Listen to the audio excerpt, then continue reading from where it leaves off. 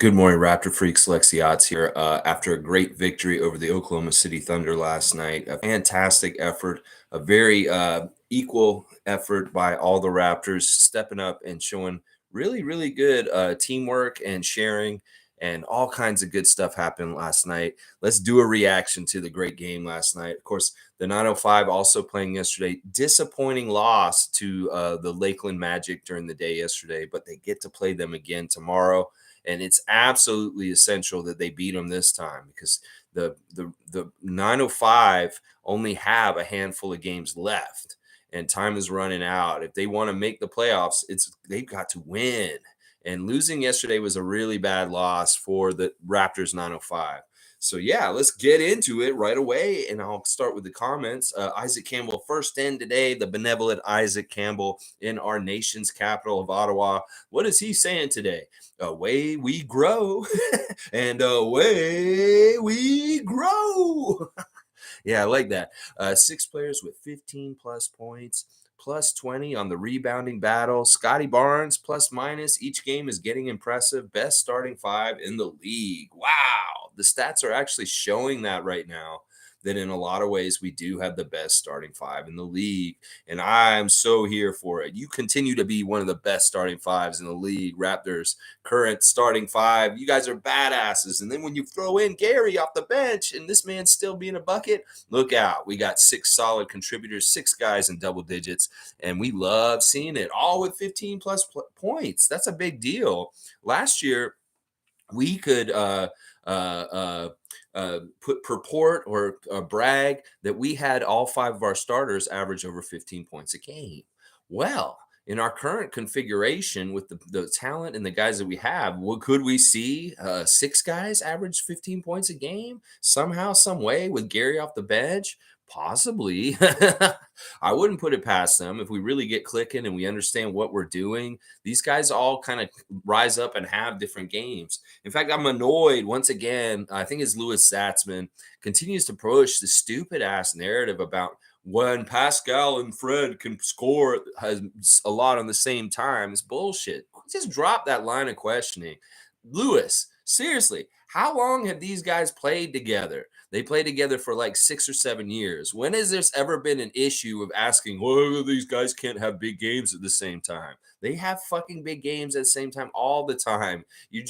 Sometimes one of them steps up and takes care of things, and sometimes the other one does. But there's no real weird story here. Just give it up, bro. Just give it up. There's nothing to what you're saying.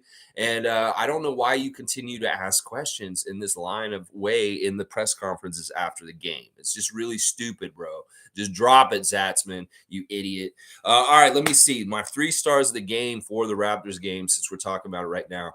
Number 1 star, Pascal Siakam. Even though he didn't shoot as well as I'd like him to, he did really well last night. He played within himself. He played within a role, and he still was the leading scorer. He got a double-double, 25 and 14 rebounds, and he was distributing. This is the thing. At one point during the game, Alvin started talking about how Pascal is moving to another level. And this is kind of what we've been talking about the last couple of days, is that Siakam has to figure out how to be the best possible player in every situation, every time down the court.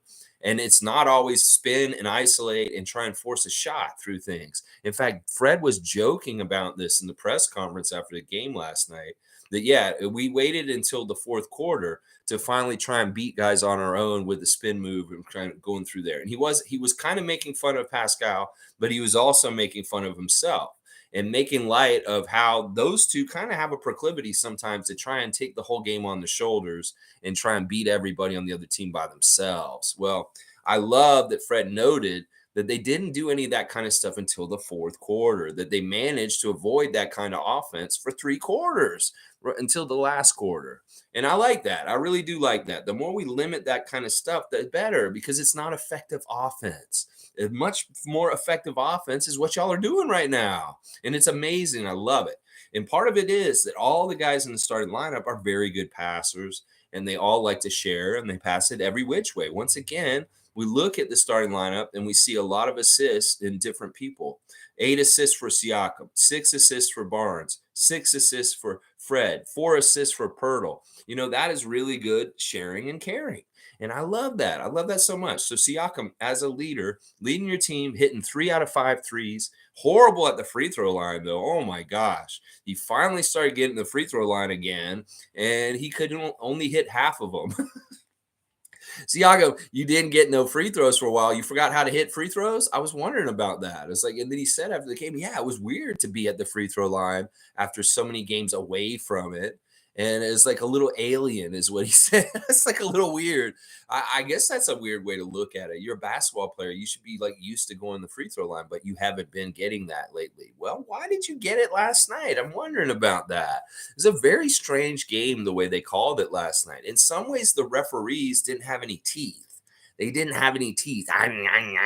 They were kind of soft in some ways, and they weren't playing with their normal edge. Like Eric Lewis is normally a feisty, no nonsense kind of asshole as a referee. And then we know what Ben Taylor's been doing to Fred all season.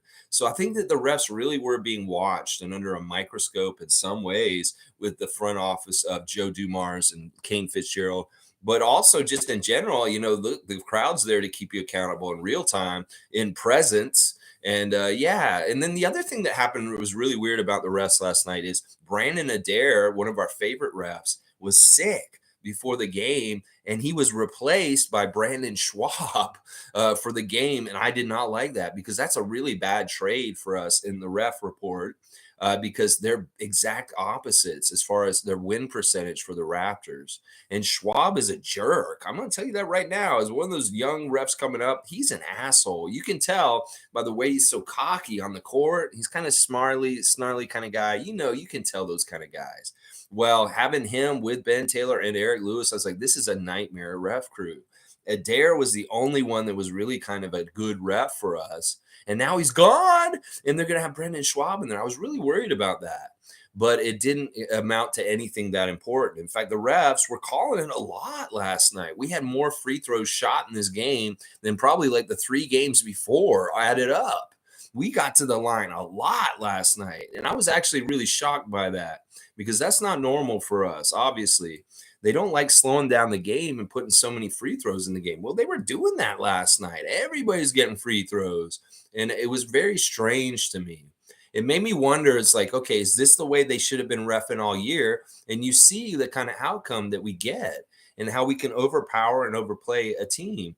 I really do feel like sometimes the NBA refs at times this season have been governing us, just like you govern an engine. You put a governor on an engine, it can't go over a certain speed.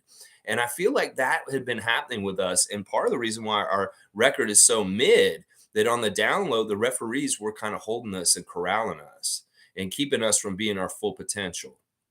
Well, without them doing that, like last night, you see what we can do and how we can play.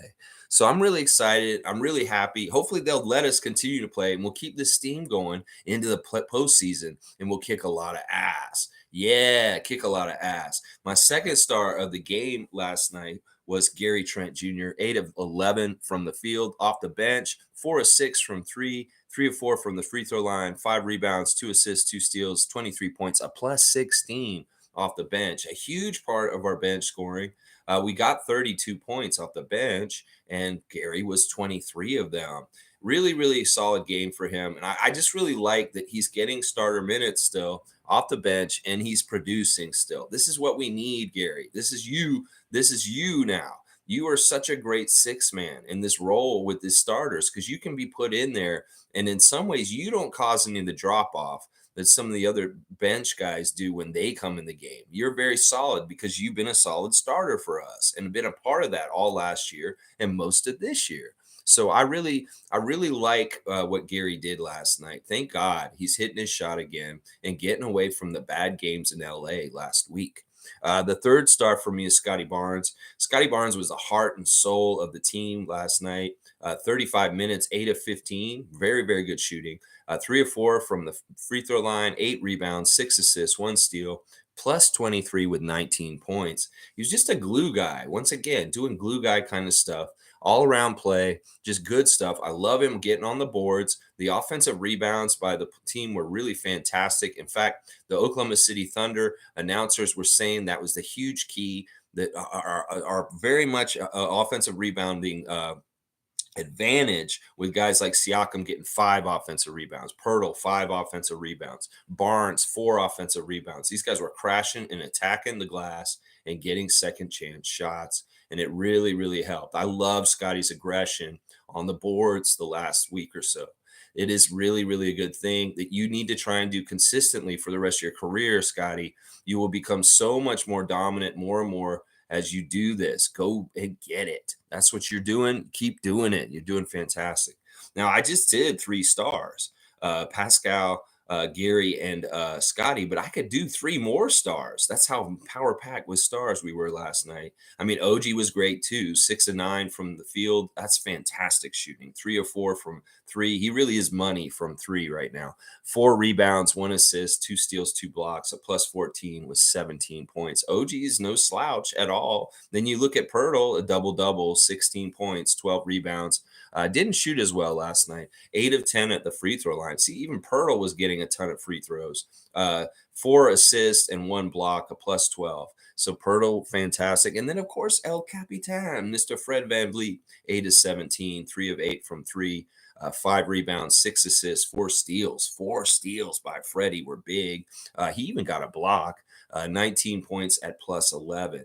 So, yeah, 6 really solid contributing Raptors last night, but really showing equality, as Eric Kareen said in the press conference after the game. How did you go about your egalitarian attack, Pascal? You know, it's like using words like egalitarian and stuff like that. Okay, you highfalutin, tootin' motherfucker. Yeah, there were weird questions in the press conference last night. Like there was one guy who was interviewing Pascal, and he was using like very basic French, like French that was like, this is like if I asked a question in French to Pascal. He asked this question, and it was so like, comment t'appelles-tu? You know, and then Siakam said, and I knew exactly what he said because I can understand some French, basic French. He said, "Who taught you French?" is what he said to him after he asked that question. It's a hilarious moment. Like if you watch Siakam's interview after the game last night, you'll see it's the last question. And this guy is really like, you can tell French is not his first language. And why are you reading the question in French then, bro? Just if you know English better, just ask him in English. Maybe they had to have some French content, like for Canadian purposes, like you have the content like standards, you have to have this much French in it. So the guy's like, we don't have a French reporter. Well, you read it then. Okay, I'll read it. Come on, top L2. And then he read it to him. And then Siakam's like, where the fuck did you learn your French from, bro? That was funny. And then I think it was Lindsey Dunn said, like, that dunk was nasty, but in the best way. Like, what is this? These interviewers are out of control with their silliness and what they're asking in the press conference. Some of this stuff is really dumb. Like Zatzman, drop your narrative about Fred and Pascal. It's stupid. If he's either you or Oren, I'm not sure which one of you two Raptors Republic guys are doing that. And then, yeah, Eric Kareen with your big words. Get out of here with that, man. And then whoever's doing fake French, what is going on here? The media scrum, really entertaining last night. Yeah, all right, nameless the same. We've got to get this man, SGA, out of Houston. I'm starting a petition. He's not in Houston, bro. He's in Oklahoma City. Nameless. It's all good. Buongiorno. Yes. Listen, after the game, there's a big, huge crowd outside waiting in the arena, in Scotiabank Arena. All the people that came to see SGA. And after the game, he came out and hung out with them. And it's like a huge crowd. Like I'm looking at it right now on Twitter on the post here, and it's like 100 people. And it's like, all right, listen, in the comments on this post, there's all kinds of Raptors fans saying, he come home. You need to come home. Look, he fits so well. His whole family's here and all this stuff. And then all the Oklahoma City fans are underneath saying, no, he doesn't want to come. He doesn't fit. You can't afford him. They're saying all this kind of stuff like that. You know, there's truth on both sides. He probably does want to come home, but we can't afford him. You're right. But it's funny. And like some people are saying in the media, people are saying, you know, maybe he shouldn't come home because in some ways Shai said that playing in front of all of his friends and families is a lot of pressure, and that he doesn't try and think about their presence being there. Like when he was playing last night, he did not want to find like that a whole section in the lower bowl was rooting for him and just all about him, like all family and friends. He really was trying to ignore that. because he feels like that's extra pressure. So like some of the media types of our media are saying, well, that means probably he wouldn't like playing here because there would be extra pressure playing for your hometown. And I think that's true. That happens in sports. The people that have to stay in their play in their hometown where they know everybody and stuff, there's added pressures and added things that make it tough. In some ways, SGA may be blossoming better because he's in the middle of fucking nowhere in Oklahoma City and nobody knows him there, no distractions. If he played for Toronto, that very much may be the case, that he has way more distractions and different kinds of things. Who knows? So I don't know. This is an interesting thing. I don't mind. I would love for him to play for us someday, but I don't know if that's in the cards. And I don't know if that is like realistic in some ways, but maybe if things happen a certain way with contracts and we have an opening and Masai values him and boom, then all of a sudden we get him somehow. Hey, I wouldn't be upset. He's a fantastic player. He's so skinny and lithe and quick all over the place and very, very skilled, such a good shooter, very good ball handler, but he still is a slight kind of player. His body is not like he's not very big and muscular. He's a skinny guy. And in some ways, our physicality of the way we played last night, outwon all that kind of stuff. You saw the two Jalen Williamses. I was right. They were short compared to Jakob. And we bully balled them down low, not just with Jakob, but also with OG and Scottie. That we had some size advantage on them, and then the vet advantage did come in very handy last night also. I was telling you, these guys are young and they're talented and they're amazing, this Oklahoma City Thunder, but they're still young and they're not experienced in some ways like Fred and Pascal are. And that may have been a big part of the difference also. We're playing mature basketball now. And in some ways, they are an immature team, but that's just because of the age. It's just how it is. You can start a petition to get him here, nameless. But once again, Sam Presti is not a GM that's easy to deal with. He wants the farm. He wants all your draft picks. And he probably will ask you for an insane amount of them to get SGA. And that's why they say you can't afford him. Well, you're probably damn right we can't afford him because your GM is asking way too much of anyone. It's a similar thing with us and OG. When people want OG all the time, we'll say, you want him? You got to pay this much more than the asking price. And that this is like, we really value him. So you got to overpay. Well, it's the same thing with SGA. So think about it that way. It's not likely. Once again, he's not coming here until this contract's up. He's a free agent and he makes that decision himself. He's not going to get traded here. Fiercely saying, good morning, family. What an explosive game, very physical, but we were able to contain Oklahoma City in the second half. Great dunks, special mention to Jakob. Overall, tremendous team effort. Yeah, Jakob really is like a cornerstone, a really important part of our team at this point. It makes you wonder, how the fuck did we survive without a center before this for a couple years and do okay? This is insane how much he does for us. How much he cleans up, how much he just gets in the way of being an obstacle for the other team and trying to get to the basket. We saw him very much stopping the Thunder at the basket from making their shots, whether it was SGA or anybody else. Really, really good stuff.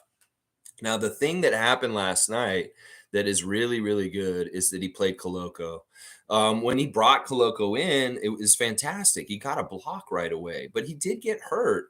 But it's really good that he did this. And Nick said after the game, he's going to try and play Koloko as the backup center now when Jakob's not on the court. Now, Koloko got hit in the nose on a very flagrant foul kind of play. And that was kind of a fucked up moment. I mean, we could talk about this for ref manipulation because listen, Jalen Williams, the good one, the first round Jalen Williams, he came up and he definitely hit him with an elbow right in the nose and he busted his nose. And they looked at it and they called the foul on Koloko. And some of this is okay, this is a rookie, welcome to the league. But the thing is, the other guy's a rookie too. So it's not like you can pick vet preference on that altercation between the two players. They're both first-year players. So in some ways that was fucked up because they looked at it. The Raptors bench had it on film. And they said, look, there's a flagrant foul in there. But the Eric Lewis and Ben Taylor refused to review it and do anything about it. And they just let a young man with a bloody nose have to go to the back. And they didn't call anything. And they let Jalen Williams go to the line that he was fouled. Yeah, that was fucked up. That was pretty bullshit. But once again, we know these refs are full of shit and they're bullshit, whether they're calling fouls or not. And we just have to play through it and just beat the shit out of the other team no matter what. And that's really what we're doing now. We're all business. No more complaining, no more fines and press conferences, no more turn around going, it's all business now. We keep our head up and we keep going, and we just have to beat them on the court. We just have to outscore them. We have to fill up the hoop, have the score higher for the Raptors, and that's our get back at any kind of stupid ass referee bullshit. And that was unfair. They should have really reviewed it. They're going to go review every little other fucking thing. Well, this is a case where you see a player with blood coming out his nose and leaving the court. You better go fucking review that for flagrant or unnecessary contact.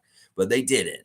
They decided, well, what's the point? No, let's not do this. You wasted so many goddamn time in that game with all the free throw shot and everything like that. You didn't have enough time to just go do that for a second, Ben Taylor and Eric Lewis. You motherfuckers. Yeah, you should have get, Koloko, poor rookie. He's had such a crazy rookie year with people attacking him and bloody noses and all kinds of stuff this year. That's not nice. That's not nice. It's pretty crazy. But yeah, really good job by the Raptors overall last night. I also want to give a little shine to Chris Boucher. He only came in for 16 minutes, but he had 7 rebounds in those 16 minutes. Really, really solid effort by him. He did get 5 fouls, so he was playing very physical. 6 points, 3 of 6 shooting.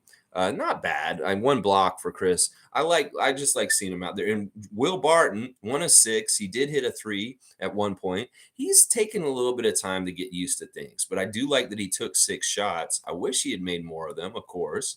But the fact that he was not shy gunning, and he really is the backup point guard right now. You see Fred come out and Will's out there running things. There's nothing wrong with that. I don't mind this at all. I just want him to get more comfortable and start hitting his shots more consistently. But the signs are all there that he will. And then we got double duty for Joe Weezy, who played in the 905 game earlier and did get 3 minutes on the main roster game also. It was really weird. Like, I don't understand what they're doing with players between 905 and the Raptors. In some ways, I don't like the GM of the 905. I think he's an idiot. Like, I don't think he's making smart decisions. Who decides who can go where? Is it Nick Nurse? Does Nick Nurse decide, okay, you can't have Koloko for this game, or we get Ron for this game? Because there was no rhyme or reason how they're managing their roster between 905 and the main roster. In fact, I think it's been a big fail this whole fucking season.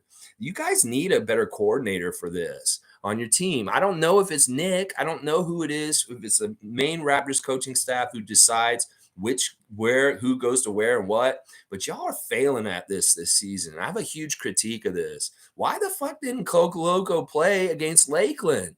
Y'all needed him in a very important do or die game for Eric Curry. You guys could have sent some more firepower down there for Eric. There's no reason why you couldn't. Like, listen, I don't understand this. Why the fuck is Ron Harper not suited up for the 905 game, but he's suited up for the Raptors game later that night? That makes no fucking sense to me. Like, he should have been playing with the 905, helping them against the Lakeland Magic. We didn't have David Johnson. We didn't have Ron Harper. We didn't have Koloko. You didn't have Delano Banton. You had all these important players for 905 that done great things for them. And when they were really strong, when they had Koloko, Banton, all the guys down there, they were kicking ass just a couple weeks ago. And now you took they made the shelf bare for Eric Curry to fail at the end of the season. This is similar to what happened last year with Reggie Perry getting called up at the end of the 905 season and fucking up our playoff because he was on Portland all of a sudden. I don't understand this. Do you guys not care about 905 winning or competing in their league? Is it just kind of like, who cares? It's just 905. Because I get that feeling. If y'all really cared about helping Eric Curry make some noise and get in the playoffs for sure, you would have had Ron Harper Jr. and Christian Koloko suited up and ready to play for the 905 at noon yesterday. But I'm mystified by this. Ron was not available for the 905 game, but he was available for the Raptors game? What the fuck is going on with the management between these two teams? This doesn't make any fucking sense. Eric Curry lost partly because he didn't have enough personnel for his team yesterday. And that pisses me off because somebody should be looking at the standings and saying, this is really close for 905. They need all the help in the world. Why aren't we helping them by giving them players that are eligible? Maybe there's some rules that I don't know where Koloko can't play down there for some reason. I doubt it. He probably could have. It's just poor management. So it's either the manager of the 905 is not very good. I don't think the GM of the 905 is very good, or the whoever's making the decisions about who can be at which team is really failing because you're failing Eric Curry. In fact, let me look at that right now. The 905 got blown out by the Lakeland Magic yesterday in a game where it was very important. And I'm just pissed off about it. They separated from the 905 in the second quarter, and they really didn't look back. The Lakeland Magic had a 10-point lead for most of the game, and then by the end of the game, that had widened to a 20-point lead. And Jeffrey Dowtin Jr. is trying. He's trying to do as much as he can down on that level by himself with a couple people helping him. My 3 stars for the game were Daryl Morsell off the bench, having his game of the year. For the Raptors, 27 minutes, he got 21 points, 9 of 16 from the field, 0 for 3 from 3, but he hit both his free throws, 4 offensive rebounds with 5 rebounds altogether, 2 assists, 2 steals. Just a tough, great game by Daryl Morsell. Now, after the game, he did say, I fucked up because I had too many turnovers. He did have 5 turnovers. He admitted that. But for the most part, he was fantastic. And then Jeffrey was really good. 8 of 15, 4 of 6 from 3. He was showing up late once again to try and get them back in the game, but too little too late. 8 assists, 3 steals, and a rebound. 21 points for Jeff Dowtin Jr., a +2 and a 22-point loss. So Jeffrey was trying to do good things. And then Sterling Brown, and this is the fucked up sad thing about this, Sterling, 6 of 11 from the field, missed all 3 of his threes, 3 of 4 from free throws, 6 rebounds, 5 assists, 2 steals, 17 points in 32 minutes. Now, Sterling got hurt at the end of the game, and he had to leave the court. So I'm really worried that Sterling Brown may be out now, and that's even less firepower for Eric Curry. Whoever's directing water on who goes to what team and plays where, fucking do this better. This is not managed right. Why the fuck didn't Koloko go down there and help them win that game? That is such an important opportunity. Now, look, he could have played in both games. Koloko could have played in both games, just like Joe Weezy did. Why didn't he play down there in a game that matters? Like, this is such good opportunity for Koloko to play in a game that matters. Are you worried that he'll get hurt down there and you don't want him to be in an intense game down there? What is the reasoning and why you don't let a healthy player that's eligible to play on the G League team to help them get further in the playoffs? Is this the difference between a Long Island Nets and a Delaware Bluecoats team and a Raptors 905 team, that they are better managed as far as their players that come and play for their team from the main roster? They get switched back and forth very smartly by very intelligent people deciding this. And that's why Long Island Nets has such a good record, or why Delaware Bluecoats has such a good record. Why the fuck does 905 have such shitty fucking decisions with who's going where? Seriously, we have this luxury of the team being so close to the main team. Why don't we utilize this better, Raptors organization? Seriously, you left Eric Curry in the lurch by not giving him the best possible players that he could play yesterday at noon. And I'm mad about it. I'm seriously mad about it because I'm a competitive person. I like to think that the Raptors organization is competitive. They have Masai Ujiri as the leader, and he is all about winning. Well, if you're all about winning, you're not setting up your 905 to win.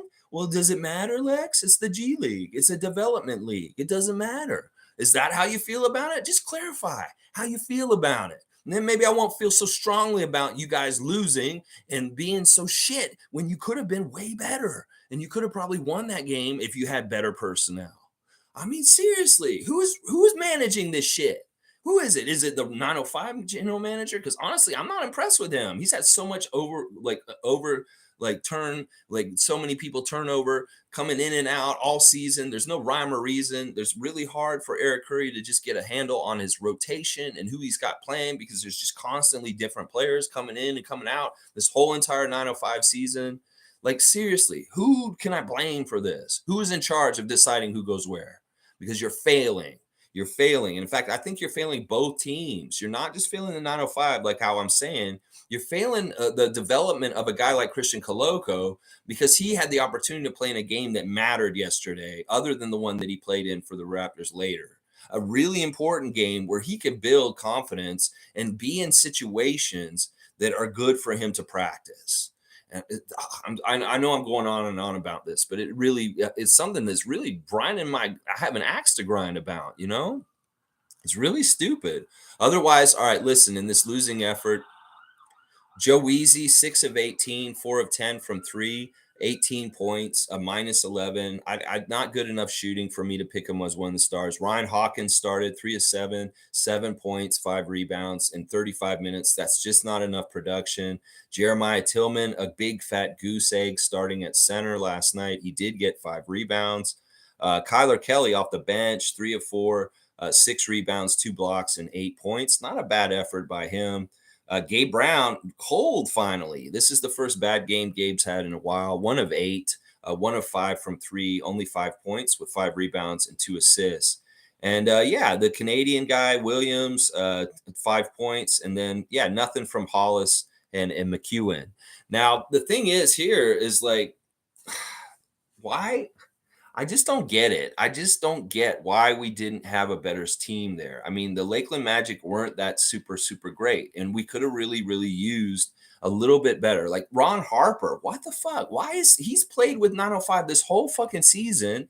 He's not suited up. Was it some weird thing where like he was not healthy in the morning or available, and then the afternoon he's magically feeling better, and he's like, "Oh, suit up, Ron." This is weird. Jeff wasn't suited up for us in the late game, but Ron Harper was. I don't get what they're fucking doing. What is this management that y'all are doing between the teams? Seriously, I want more rhyme or reason. Do you guys need somebody to hire to help you with this? I'll help you with this. I can help you make management decisions on when you need to send somebody between the 905 and the main roster and help you out and figure out the logic puzzle of this. And like, oh, is this feasible? Well, yeah, he can get in a car and drive from Paramount after 2:00 and get to the arena at Scotiabank Arena for the game later. Yeah, he can make that happen. I don't know. Maybe I'll just let it go. I'm just kind of like really, because like, look, now I'm looking at their standings, the G League standings, and the Raptors 905 are way out of it now. We're like 1, 2, 3, 4, 5, 6, 7, 8, 9, 10. We're 10th in the Eastern Conference for the G League. And I don't know. Masai Ujiri's been programming me to say, we want to win.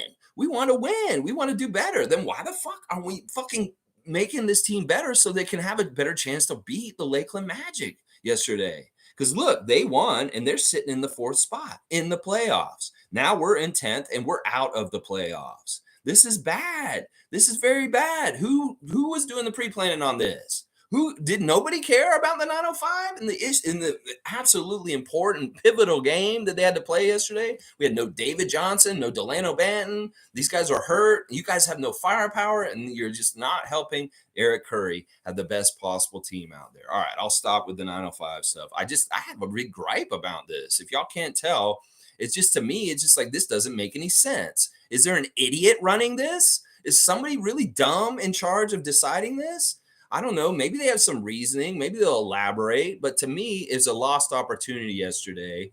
And, this is fucking, I hate this. I want to win. Just like Masai. Let's win. All right, Nako the Nachos here. Good to see Nako. Jakob's more consistent, but Koloko seems defensively smarter. But best players were Pascal, OG, and Jakob. Everybody except for maybe Will played great. Will was fine. He just didn't hit the shots. No, Gerald, you are way wrong with that one. Koloko is not smarter on defense than Jakob. They're just different kinds of defenders. First of all, listen, you got to understand how much intangibles and unspoken and just smart positioning and moving around that Jakob Poeltl does. He moves around so quickly and stuff, and Koloko doesn't know that shit yet. In some ways, he's kind of reacting. There's very many times that things go by Koloko right behind him and all this kind of stuff, not with Jakob. That's what I'm saying. He may have one really cool block at the beginning of when he's playing out there, but then the next couple of plays down, he was an open door and people went around him and scored on the basket near him. Now, he's a good deterrent and he's scary, and they do have to like respect his shot blocking. But in some ways, he's not very smart or experienced as a player in the NBA yet. He's still a rookie. And that's part of the reason why we can't play him for too long, is because he'll make rookie mistakes and they may even cost us the game in some ways, some of the stuff he could do out there. Now, Poeltl's not going to do that. So, yeah, no. He's not defensively smarter. Trust me. Positioning and moving around without the ball and moving in quick decisions, Jakob is by far way smarter on that kind of stuff than Koloko. And it really is just experience and having time. And look, you got to look at this. Poeltl was learning from one of the greatest defensive big men coaches in the league history, Popovich. This man, that's no. I can't give you that. I can't give you that at all. Those are fine best players for me. I mean, Pascal, obviously, I had Scottie and Gary instead of OG and Jakob, but you can't go wrong with any of those six as far as picking them. Seriously. Jimmy's here. Good to see the Pope of positivity. Jimmy Pope in the house. Yeah, let's see what he's saying today. All right. Well, hang on. I got to get back to where I'm at. Great team win. Bob McCown really needs to keep his mouth shut. Dude really said Jakob has no effect on this team. Laughing my ass off. Who told this guy to cover basketball? I mean, that's what? Wait, what? Bob McCown? Jakob Poeltl. Yeah, he's not that good, is he? No, I've been watching the Raptors basketball lately, and he just seems like he's just a big stiff standing out there in the middle of the court for the Raptors. What does he actually do for the Raptors? I don't know, Bob. I couldn't tell you. Like, what is the old motherfuckers putting the past your motherfuckers saying about Jakob Poeltl? Do you know basketball? Oh my gosh. In fact, you're an old head, Bob McCown. You watch old basketball. You should see that he's old basketball style. Oh my gosh. Listen, I think Bob McCown's just a hockey head, and he tries to cause muddled confusion with the Raptors. I think that's his whole goal when he does cover the Toronto Raptors.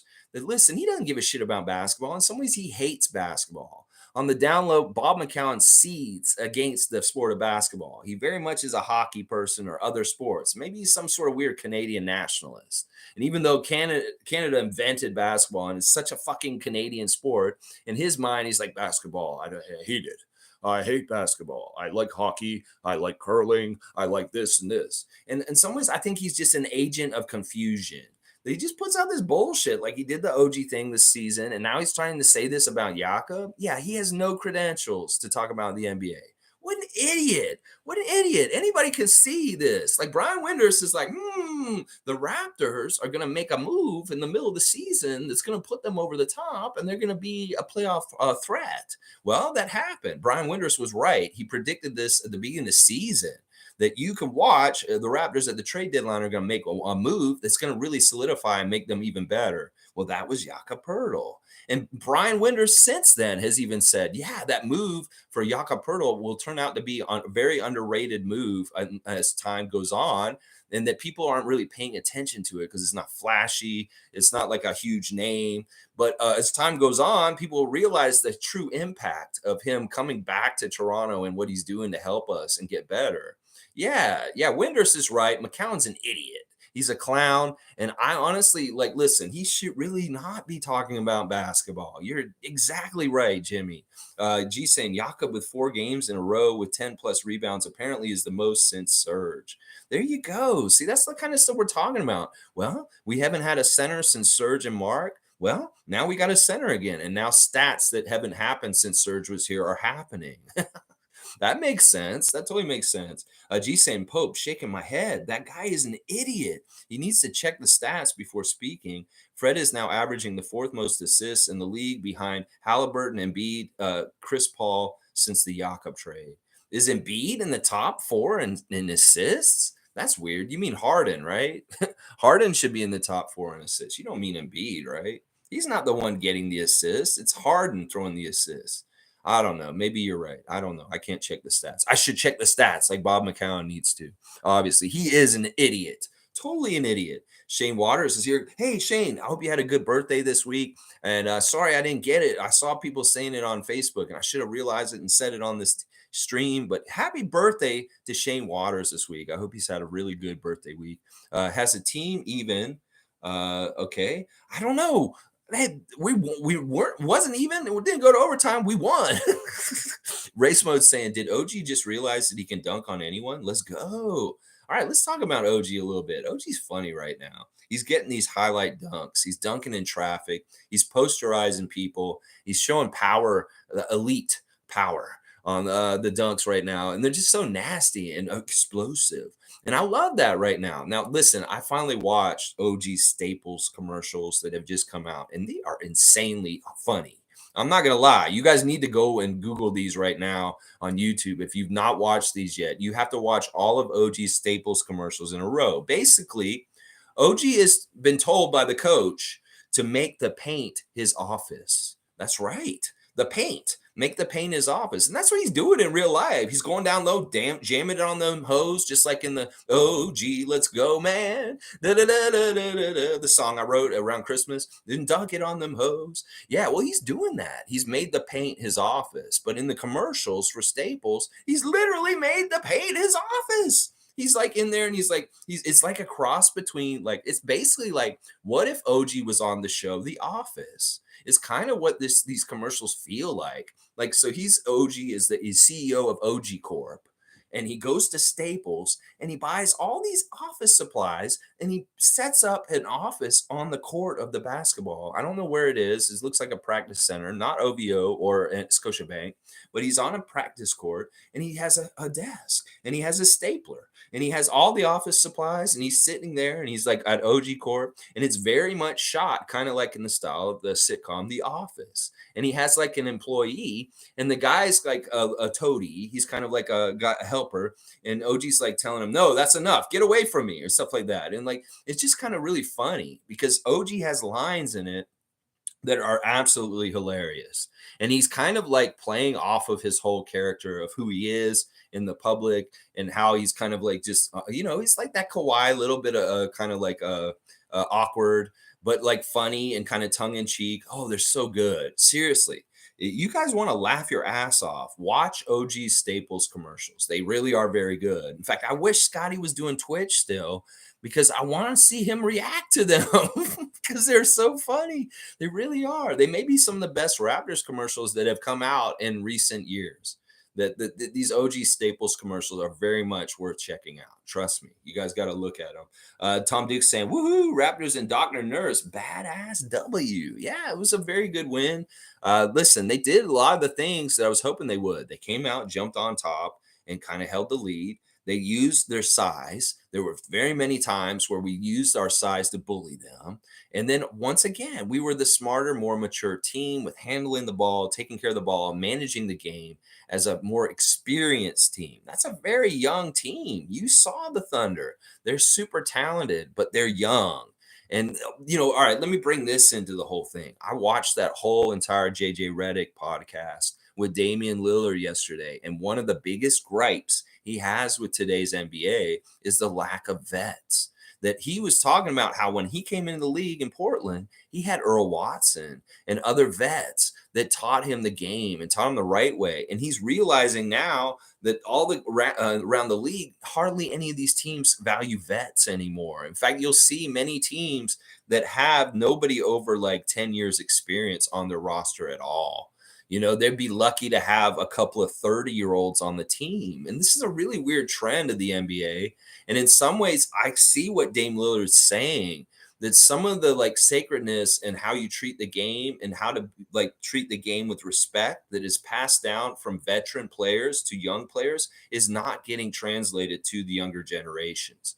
That they don't respect the game or understand what is sacred about the NBA in the right way anymore because there's no one there to teach them, because teams don't value vets like they used to. You don't have a veteran core around to teach younger teams. It's so weird.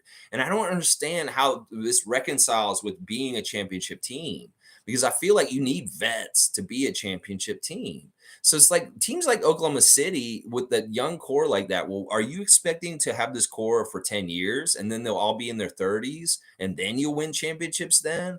Like, I don't see a path to having just a bunch of youngsters that don't know what the fuck they're doing to getting to Larry O'Brien. It doesn't make any sense to me. Like the NBA, you need to figure this out. Like the smartest teams, the teams that get the furthest do have vets, like Golden State and Boston and Milwaukee.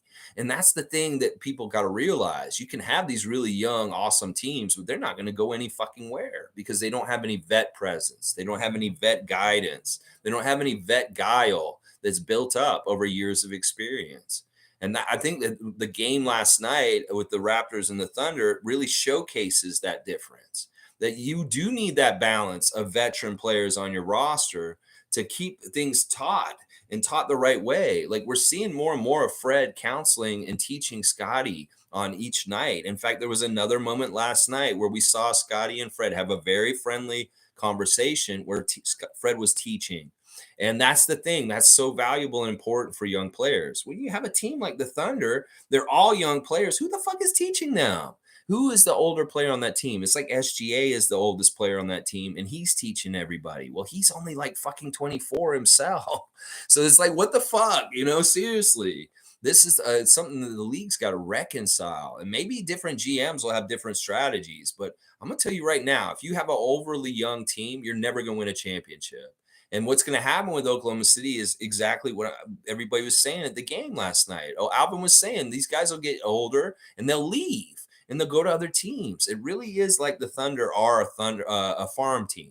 They farm their players. They farm these young players. They get a whole bunch of them. They got this huge net to catch all these draft picks. In fact, they were saying that they might have like 15 draft picks this year. And I'm like, what the fuck? What do you do with all these draft picks? It's like you're shooting buckshot. Instead of one big bazooka shot like we do to get one big hit, you guys are shooting a spread out little all over the place and trying to just help. Hopefully you'll hit something that'll turn into something. It's crazy, y'all's draft strategy and having so many draft picks. It doesn't make any fucking sense. It's inefficient and it's a failure. Trust me. Anybody who thinks the Thunder are going to get better because they have so many damn draft picks, you're fucking crazy. It's going to cause more confusion and idiocy and stupidity. I really think that that's one of the worst run franchises in the league. Seriously, the Thunder. It's crazy. SGA is the best thing about that team. You take him off that team is fucking winning 10 games a year. Seriously. Lou Dort's great, but he can't shoot. He's shooting like a horrible percentage these days right now. Let me look at the Thunder real quick on their side with the stats. SGA, 12 of 19 from the field, 4 of 5 from three, only one three-pointer, 4 of 5 from free throws, 3 rebounds, 3 assists, 2 steals, 3 turnovers, and 29 points, a minus 17. Now, this is the interesting thing. What we did is we stopped him from getting other people going. Only 3 assists for SGA. That's horrible. He needed help, and he's really good at a catalyst to get other people going. Well, he couldn't do it. They limited him from setting other people up, and that's really good. Another one was Giddey. Giddey is absolutely a playmaker for their team, but how many assists did he have? He had 1 assist. 3 turnovers. That's a horrible assist to turnover ratio for a very important offensive driver for the Thunder, Josh Giddey. 1 assist to 3 turnovers. That's a horrible assist to turnover ratio. So yeah, that's good success, limiting the playmakers for the Oklahoma City Thunder. Dort, 2 of 11 from the field, 10 points. 8 rebounds, 5 assists. So he did good with the rebounds and the assists, but he couldn't shoot. So there was, there's a little bit of balance there too. So good stuff, Raptors. I love it. Yeah. Let's see. OG saying OG's elevation is crazy. The guy's just a badass and a stud and just an athletic genius. The man has such a great athletic body. And the thing is, he's so happy right now. You can tell after the games and all of his interviews, he's in a good place. Like he's having fun. He's healthy. He's enjoying playing at a high level. He's enjoying having his friends around, palling around and all kinds of stuff. Anybody who thinks OG is not happy in Toronto, you're fucking crazy. You're crazy. This whole rhetoric about him wanting to leave because of his role, you're crazy. He gets whatever he wants in Toronto. Seriously. He's getting a score. He gets to defend and guard the best player on the other side. He did get SGA for a while last night, but they were also using Fred on him, which was, I thought that was fine. They did really good with their switching. In fact, one of the biggest success things for the Raptors against the Thunder yesterday was when they chose to trap was really causing havoc for them and really stymieing and stopping them from being able to get their offense going the way they'd like to. That's a high-powered, high-octane offense with very talented offensive players on Oklahoma City, and we just really didn't let them do a whole lot.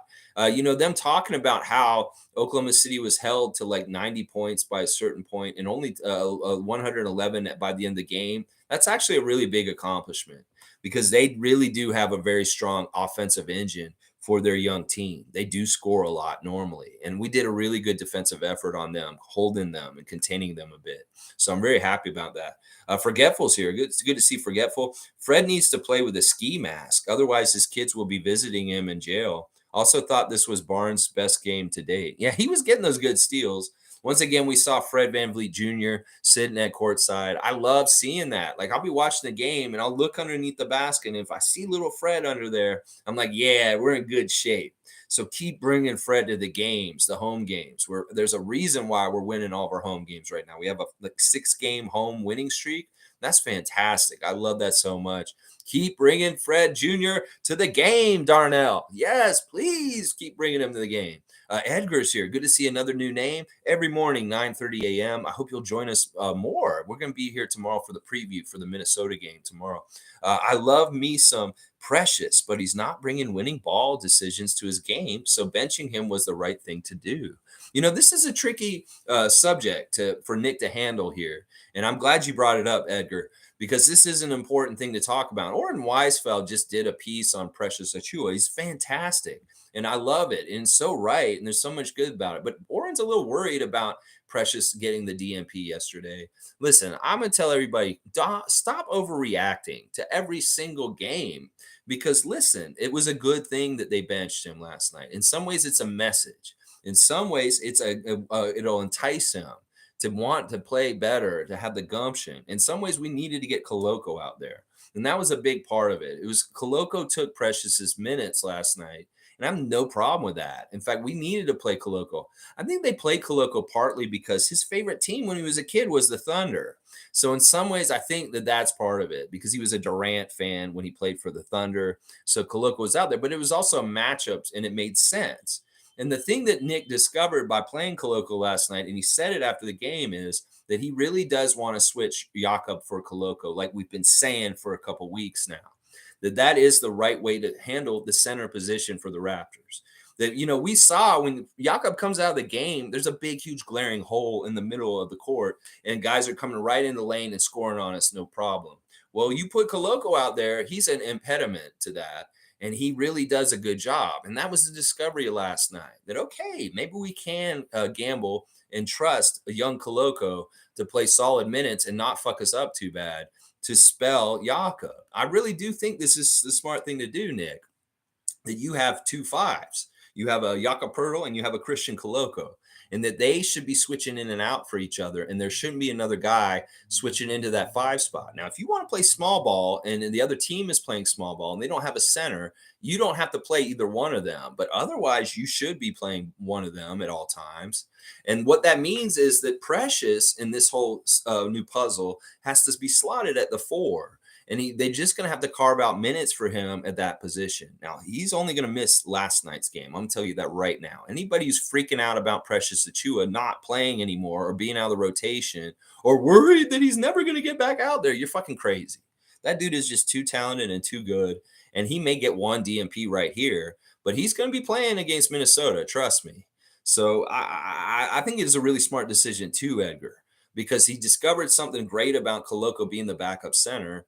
And in some ways, he lit a fire under Precious by not letting him play last night. Watch, Precious is going to have more gumption the next time he gets to play because he did get a DNP and he probably didn't like it. You're right. Probably didn't like it. So good coaching by Nick. I totally agreed with that move. I just didn't agree with Koloko not playing for against Lakeland. That really pissed me off. So good first comment and nice observation, Edgar. Shane is saying, has a team ever won a playoff series with all 5 of their starters being drafted by their own franchise? Sorry, my bad. Fred was not drafted, but you know what I mean. Stay tuned for more history. This is an interesting comment. So let's think about this. All right, so Fred was not drafted, but he came into our system first. He was definitely a product of us. He was a rookie under our system. Siakam, definitely drafted by us. OG drafted by us. Scottie drafted by us. Jakob drafted by us. You're right. I didn't even think about that. In some ways, maybe you are better off. You will get the start if you were drafted by the Raptors. That's really cool. I actually really like the idea that our starters are all draft picks or people that we acquired first. Wow, thanks for pointing that out, Shane. That's pretty cool. I don't know if that. I'm pretty sure this probably happened before. That this is probably not unique. That there probably is in the whole history of the NBA a team or starters that all were drafted by their team that they're playing for. It'd be even weirder if there was a team that had all starters that were drafted by another team, but they're played on their team. Steve Ballmer and the Clippers stealing Raptors from us. Fiercely saying refs didn't want no smoke because of Fred's comments. Laugh out loud. They had to have that in the back of their mind. I know that there were times where Fred and Ben did talk last night, and it seems like they buried the hatchet.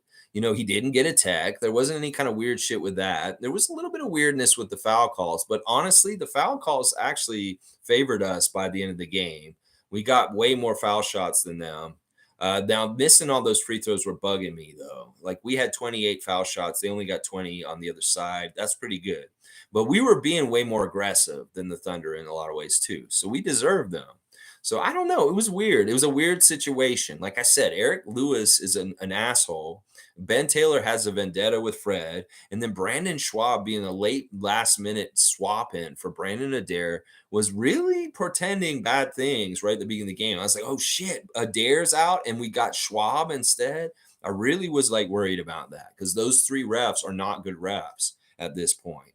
But we managed it and we overcame it. And that's what I'm saying. It's like, fuck the refs. The refs are going to do ref shit, but we got to be that much better and kick so much ass that the refs cannot be a factor. If the game had been a little bit closer at the end of the game, maybe they would have done some shady shit to try and help the Thunder overcome us.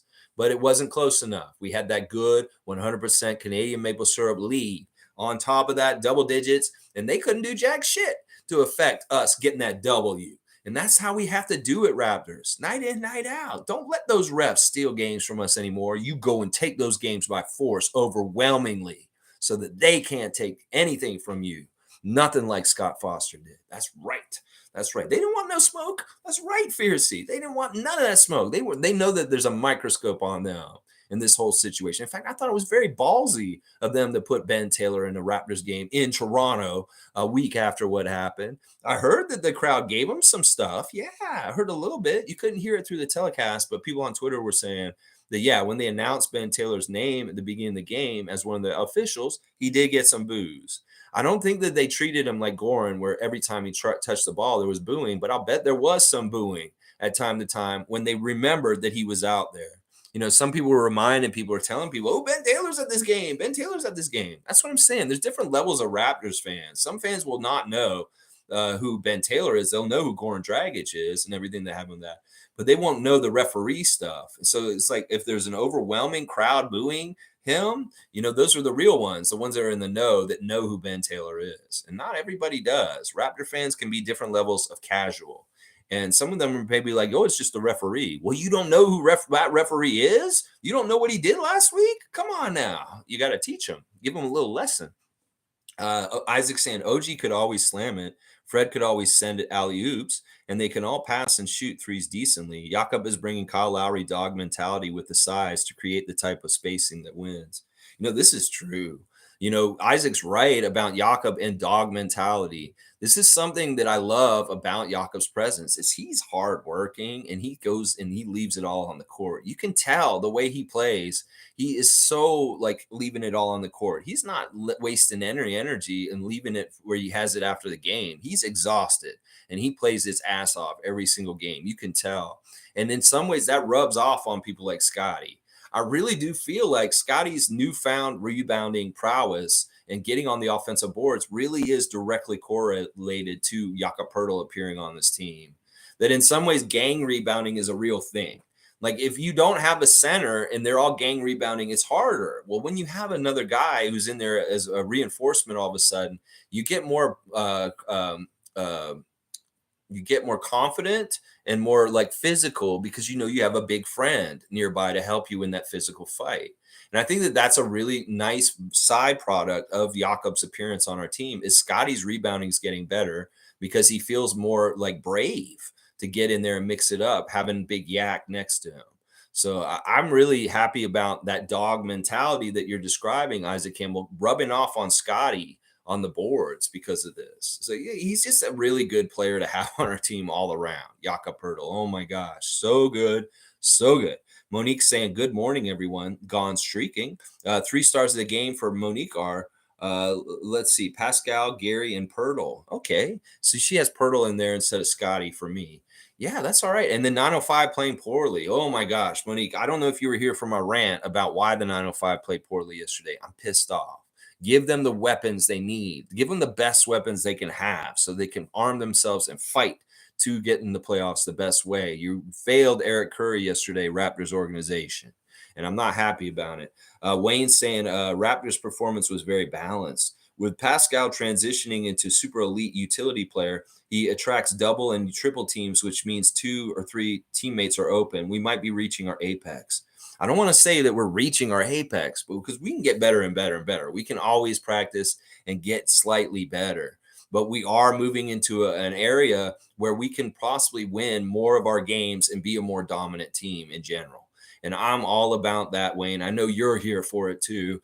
Listen, the thing about Siakam yesterday that was really cool is like, look, we've talked about Siakam carving up teams like a surgeon with his offensive spins and swirls and his moves to the basket. Well, you can carve up the team also with your passes. And that was a big part of what Siakam was doing last night was he was really smart about making the best play to get somebody to get a basket. And a lot of that was just dissecting and reading the defense and getting the ball to the right person, whether it was him or somebody else. Sure, he took some of the shots and they were very smart. It's very similar to what Fred did in the last game. Just really smart about diverting water. Is it time for me to take it? Or is it time for me to pass it to somebody else? And his decision making yesterday was ideal and very top level. And that was a big reason why we won the game yesterday was Siakam was really giving the ball up at the right times of the right people. And it really did carve up the defense of Oklahoma City in the right way. And I really appreciate that about Siakam changing his game to fit the way that it needs to be that night to win the game. Like some nights, sure, we need you to take all the shots and be that scorer. But some nights we'd like you. I'd much like you to be more like last night in general. You can still be the leading scorer, but you're leading scorer and you're leading the rest of the team with their scoring able to get happening. Because sometimes when you're the leading scorer, Siakam, you're a black hole and nobody else gets scores and we're totally relying on you. Well, the way you played it last night, you can spread out that responsibility yourself. And you did a good job. You did a really, really good job. I'm so happy with Siakam and the turnaround in the last couple games for him since the struggles out west. Let's see. Tristan saying we played so well. I like our trajectory. That's the thing. People can't see it when we're mired in the bad stuff earlier this season. But I kept saying, it's like, don't give up on this team. This team is not mid. This team is not a shitty team. This team is just really not performing to their ultimate potential. And their potential is starting to show a bit more. And when you see how well they can do things like they did in the last 2 games, you can start to understand how we may be closer to Larry O'Brien than some people think. It's really easy to be a jaded, negative Raptors fan this season. Obviously, there's a lot of things to be upset about. But at this point, after all that's happened, just like Fred said, I don't care about what happened earlier this season. I only care about right now. He said that in the press conference last night. I don't care about anything that happened a month or 2 months or 3 months ago. All I care about is what's happening now and going forward and present. And that's the thing. We're such a good team at this point right now. That's all that should matter. Forget about all the ugliness this season, Raptors fans. Understand that this team that's playing right now for us, that's the real Raptors. And that we're going to compete at this high level, very high level going forward now because Jakob's getting more ensconced. In fact, part of the problems with the West Coast trip and the losing around that West Coast trip we just went on is there's kind of like a learning curve. Think about it this way. The first game that Jakob showed up after the hit trade, we lost that game to Utah. And it was very, very close. And we just barely lost it at the end. Well, there's a learning curve. And then we won a bunch of games after that. And it was like, oh, good, Jakob's here. We're winning again. But then it went back to losing again. And it was kind of like, it's like what Mike says, logical Raptors fanatic, the teams adjusted to us having Poeltl, and then we have to adjust again into another level. Well, there's a little bit of that happened with the losing out west. Well, these are the growing pains of development in bringing him into the fold with us. It wasn't just going to be working right away. There's a little bit of like work in progress, kind of working through the rough stuff. And now we're kind of worked through some more of the rough stuff on the West Coast trip, and we're on the other side of it. And now we're back on this really good positive kick some ass side. And our trajectory is looking so good, Tristan. You're exactly right. Like, seriously, what do you guys think the potential is of this Toronto Raptors core and team that we've got right now? Seriously, do you think this team could win a championship in the next 2 years? I think so. I really think so. I'm not crazy. I think this team could win a championship. Scottie Barnes gets better and better. Oh, yeah. Kareem's here. Good to see Kareem Thomas, one of my favorite Raptor freaks, one of the funniest. Scottie Barnes back-to-back turnaround jump shots in front of the Thunder's bench was a great sight to see, which brings me to the highlight of the night. 6 seconds left. Scottie launches the ball at Thunder's bench. Yeah, I was wondering about that. What the fuck was that? It's like he threw it all the way over at them. Like he literally threw it at them. And Fred's reaction was hilarious. So people were putting that on blast after that. He was like looking at it, like, what's Scottie doing? What is that? What is that? Yeah, that was pretty funny, Kareem.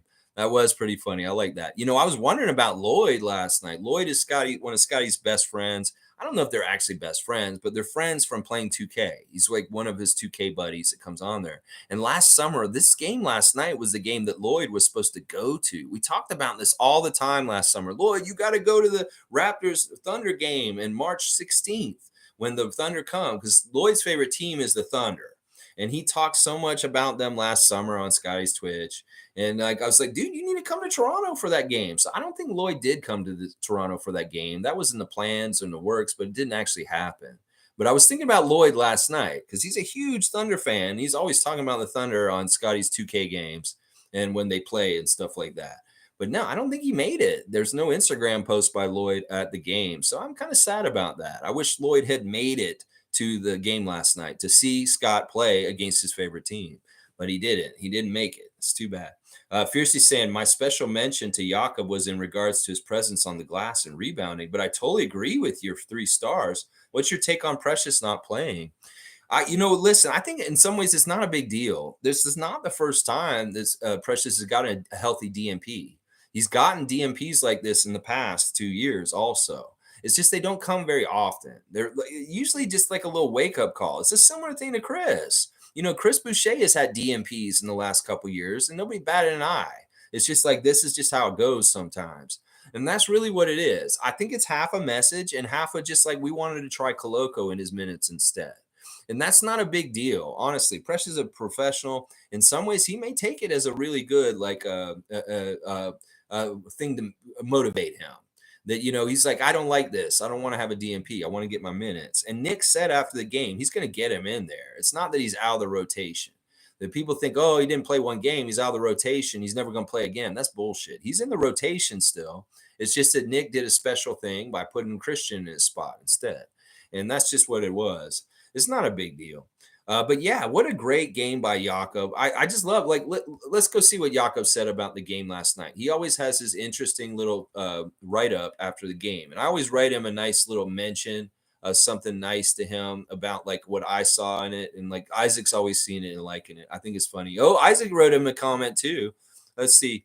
Isaac's saying to Jakob, he's saying, you guys keep making poster dunks and catching bodies without getting the respect and the N1s. Yes. Yet you get back up only to fight harder. You are bringing back Kyle Lowry mentality to this team and attacking the paint with it. Love your fight. You go, Isaac Campbell, telling and spurring on Jakob Poeltl in that kind of way.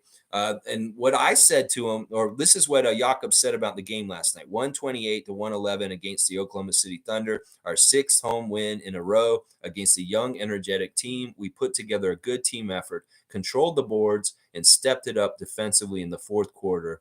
JP19, Toronto Raptors. Now, he had tagged the Spurs by accident from old habit by accident in there. And some of the Spurs fans are like, why did you tag Spurs? That's funny. But yeah, I wrote him, great team balance. Brilliant fight down low with Scottie, Pascal, OG, and the rest. Yeah, the fight by those guys down low is really, really awesome. And I love seeing that. That's part of the game that I hate when the Raptors don't have good rebounders and good physical guys up front, and we're soft and the up front. I hate that. So having like real presence down low on the offensive boards and the rebounding is it's my favorite thing in the world. It really is because it's so important to basketball. If you don't have a good rebounding team, you're going to lose. And the fact that we have a really, really good rebounding team right now makes me so happy. So, so, so, so happy. All right, Jimmy's saying, I'm very excited about this team. We're finding ourselves finally. This team has the potential to shock the world. Anything can happen in a 7-game series. That's if we get there, though. Yeah, I mean, we'll have to see what happens. We didn't move up in the standings, even though we're winning right now. It's still very jam packed, and we're actually only a half game behind Atlanta at this point. They did lose their last 2 games, so they're really only a half game ahead of us. We're 34 and 36. They're 34 and 35. Listen, we get to 500, that'll feel real good, and that's where I want to get. We get to 500. Hopefully, we'll be in the 8th seed at that point, and then we'll be in one of the higher play-in spots, and that really is a good goal to have. Getting to 6th is not very likely. We're not going to get there. Brooklyn is +8 over 500 with wins, and they're sitting in that 6th spot. They're not going to fall far enough for us to catch them. So the best possible thing, I think, is to either get that 8th or even if we could get that 7th spot somehow, some way from Miami, it's not likely. But getting the 8th at least and getting out the 9th spot would be really good for the Raptors as far as things. But I agree with Jimmy. Listen, this is not going to be the normal play-in team. When we get there, we're going to be very much like a top-level playoff team in the East, but we're going to be in the playoff play-in bracket. And that could be very interesting. I want to show dominance. I really do want these guys to not mess around. Don't get feeling bad for other teams if you're kicking the shit out of them by 30 points. You start doing that shit, Raptors. Blow people out. Kick the shit out of them. Play at your ultimate potential. And even if the other team is not anywhere near as good as you, I want to see y'all beat a team by 40 points and show and establish an incredible dominance. Because in some ways, you guys have the potential to do that at this point. You really, really do. I can see it. Monique is saying, yay for CEBL and TSN. Had a great moment with Ryan Hawkins last night after the game. He stayed for the big game. Oh, very cool. All right. I'm going to guess Monique's got a picture of her and Ryan Hawkins from after the game last night. That's fantastic. Yeah, this is really big news that you broke yesterday on our chat in Facebook, Monique, about the CBL getting a TV contract with TSN. So this summer, we'll have basketball games to watch on TSN from this Canadian Elite Basketball League. I'm so excited about this. The growth of basketball in Canada with the CEBL coming up all of a sudden, and hopefully the WNBA coming north of the border when we get a team, is so fantastic and awesome. Just the Raptors are great, but I love having other levels and other things going on, whether it's Team Canada basketball getting better and better, whether it's WNBA coming to Toronto and maybe being a team here, and then the CEBL emerging and getting more TV coverage. This is all great for the sport in the country of Canada. And hey, 2 thumbs up. I love it. I love it. I love it. I love it. Edgar's saying all the Fred Van Vliet haters sitting the fuck down lately. Sit the fuck down, Panzer, you motherfucker. Yes. Yes, Fred. Yes. That's right. I love it, Edgar. Don't you too? I mean, if you're like me, and I've been a Fred guy all along, and you've heard all the hurtful words people have said about Fred this season, the things that they cast him away like trash, acting like he's like a disposable person. Like he's like, oh, we don't need Fred on this team. Let's get rid of him. Y'all are crazy. Y'all don't understand who El Capitan, the boy, is. Drake's clone. This man is important to this team. And there's no other player in this league like Fred Van Vliet. And that's why we want him. We want to have him on our team because he's a baller and he's somebody we need on this team. You go, Edgar. And yeah, tell them to sit the fuck down. Yes. Yes. Troy Henry is here. Good to see Troy Henry. We the North. Guys, I predict we're going to make some noise in the playoffs, upsetting a lot of teams. It will upset people. It might upset the NBA. It might upset other teams. With that team that's like us, with our record, we come in and we start busting up people bad, messing them up. I mean, there's no reason why this can't happen. Seriously. I agree with you, Troy. we're hitting our stride at the perfect time. Right at the end of the season, we can start playing some really, really good basketball going into the play-in. Woo! Inertia is a powerful thing. I will tell you that. This is the way it works in sports. The team in the NFL, who's cooking in the last couple of weeks of the NFL season, go into the playoffs, make some noise. Who's cooking in the MLB around October when they're going to go into the playoffs and make some noise? Yeah, inertia, playing at the highest level at the right time, at the very end of the season, coming into the playoffs. That's what I'm all about. And that's what I'm seeing, that the Raptors got that inertia and it's starting to build more and more. We got what, 12 more games, something like that. We need to win 8 of these games. The magic number is 8 now to get above 500 record. We get to 42 wins. That's above 500 for the season. That's a winning season, y'all. Consider this. We have a losing season the whole entire season. We surge up with that inertia right at the end of the season, and we reach up and grab and pull ourselves up over 500 right at the end of the season. That is technically a winning season. I'm all about having a winning season, baby. Even if it's only one win over 500, it still means we won more than we lost. And that's pretty impressive considering how that we lost some games railroaded against us and things like that. Think about it. Think about it. Seriously, that's a huge, impressive thing to withstand this crazy ass gauntlet of this NBA season of parity this year, where everybody's having all kinds of crazy ass problems. Everybody's having different issues. Hard to be a top team and have a really high record in this season of the NBA. Let's see, Shere Khan's here. Good to see Shere Khan. Good morning, Raptor Freak family. I don't know about you guys, but the team feels different at home after the road trip. Their confidence level has gone up. The fourth quarter has become strong point for most of the guys. I like it a lot. Yeah, there's different things happening with them. Honestly, they got fed up with losing. There was some bullshit that happened with referees while we were out west. And well, we ain't having it no more. We're going to fuck some shit up. Now, let's think about what we got this weekend. This weekend is going to be very interesting. Tomorrow, Minnesota Timberwolves here, Scotiabank Arena. And then we turn around and travel tomorrow night immediately to Milwaukee for a second night of a back-to-back in Milwaukee against the Bucks on Sunday.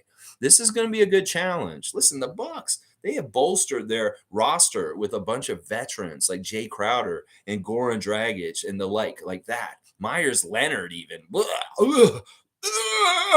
Yeah, so it's going to be really fun. This is going to be a good test. I mean, I don't want to get ahead of myself and forget about Timberwolves. Timberwolves are important, but let's think about this Milwaukee game on Sunday. Seriously, this is going to be a good litmus test to see exactly how much better we are and how much we can handle a very, very tough team. Like we just played Denver, the top team in the West. Well, let's play the top team in the East and see how we do against that top tier talent on Sunday. That's the test, baby.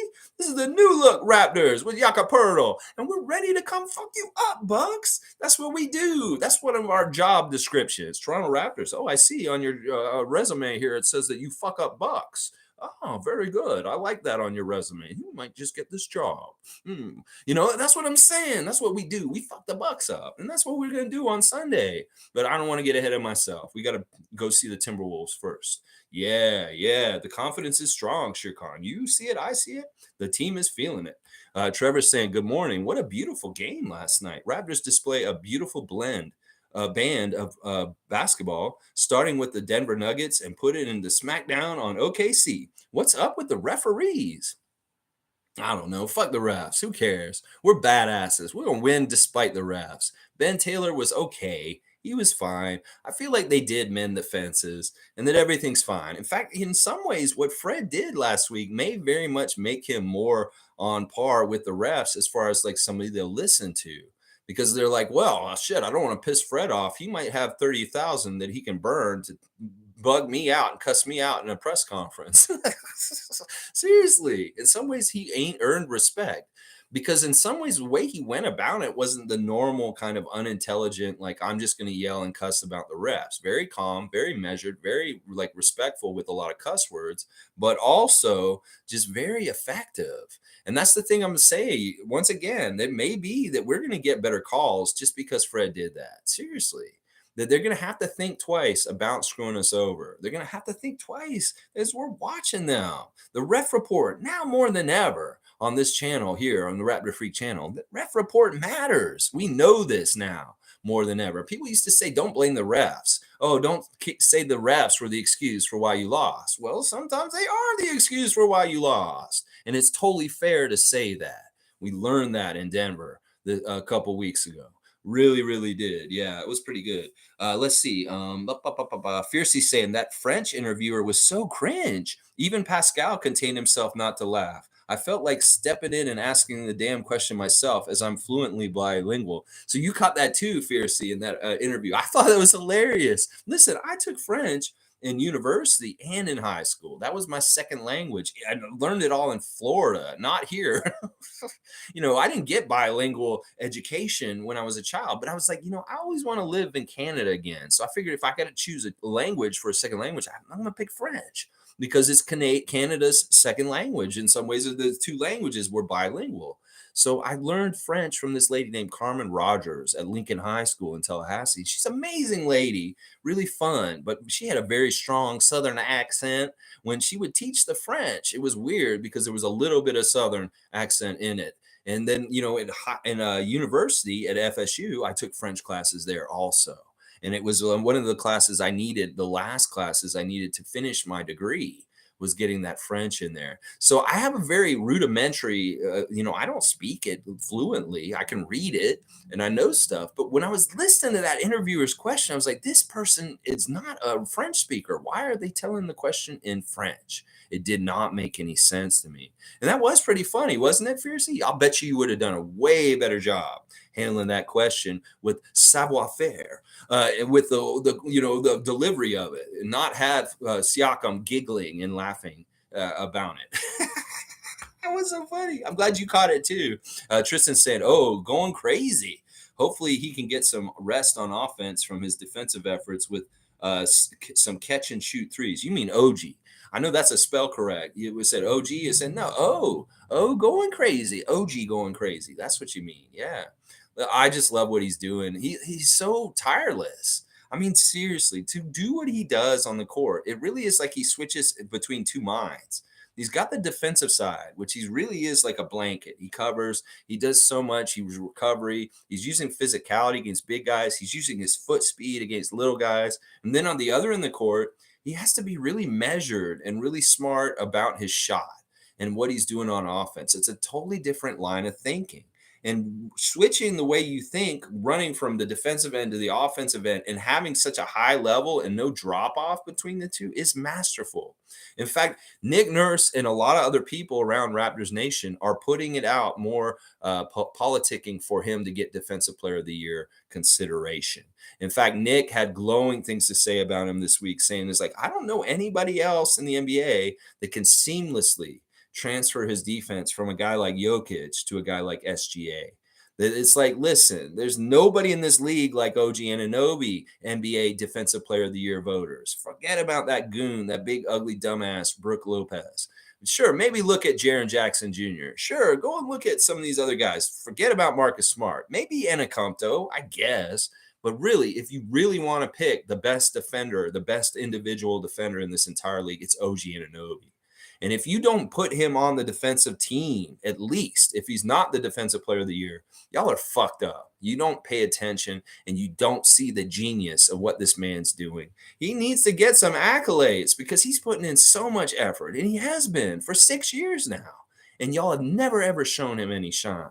The fact that he doesn't have any Defensive Player awards yet in his career is a travesty.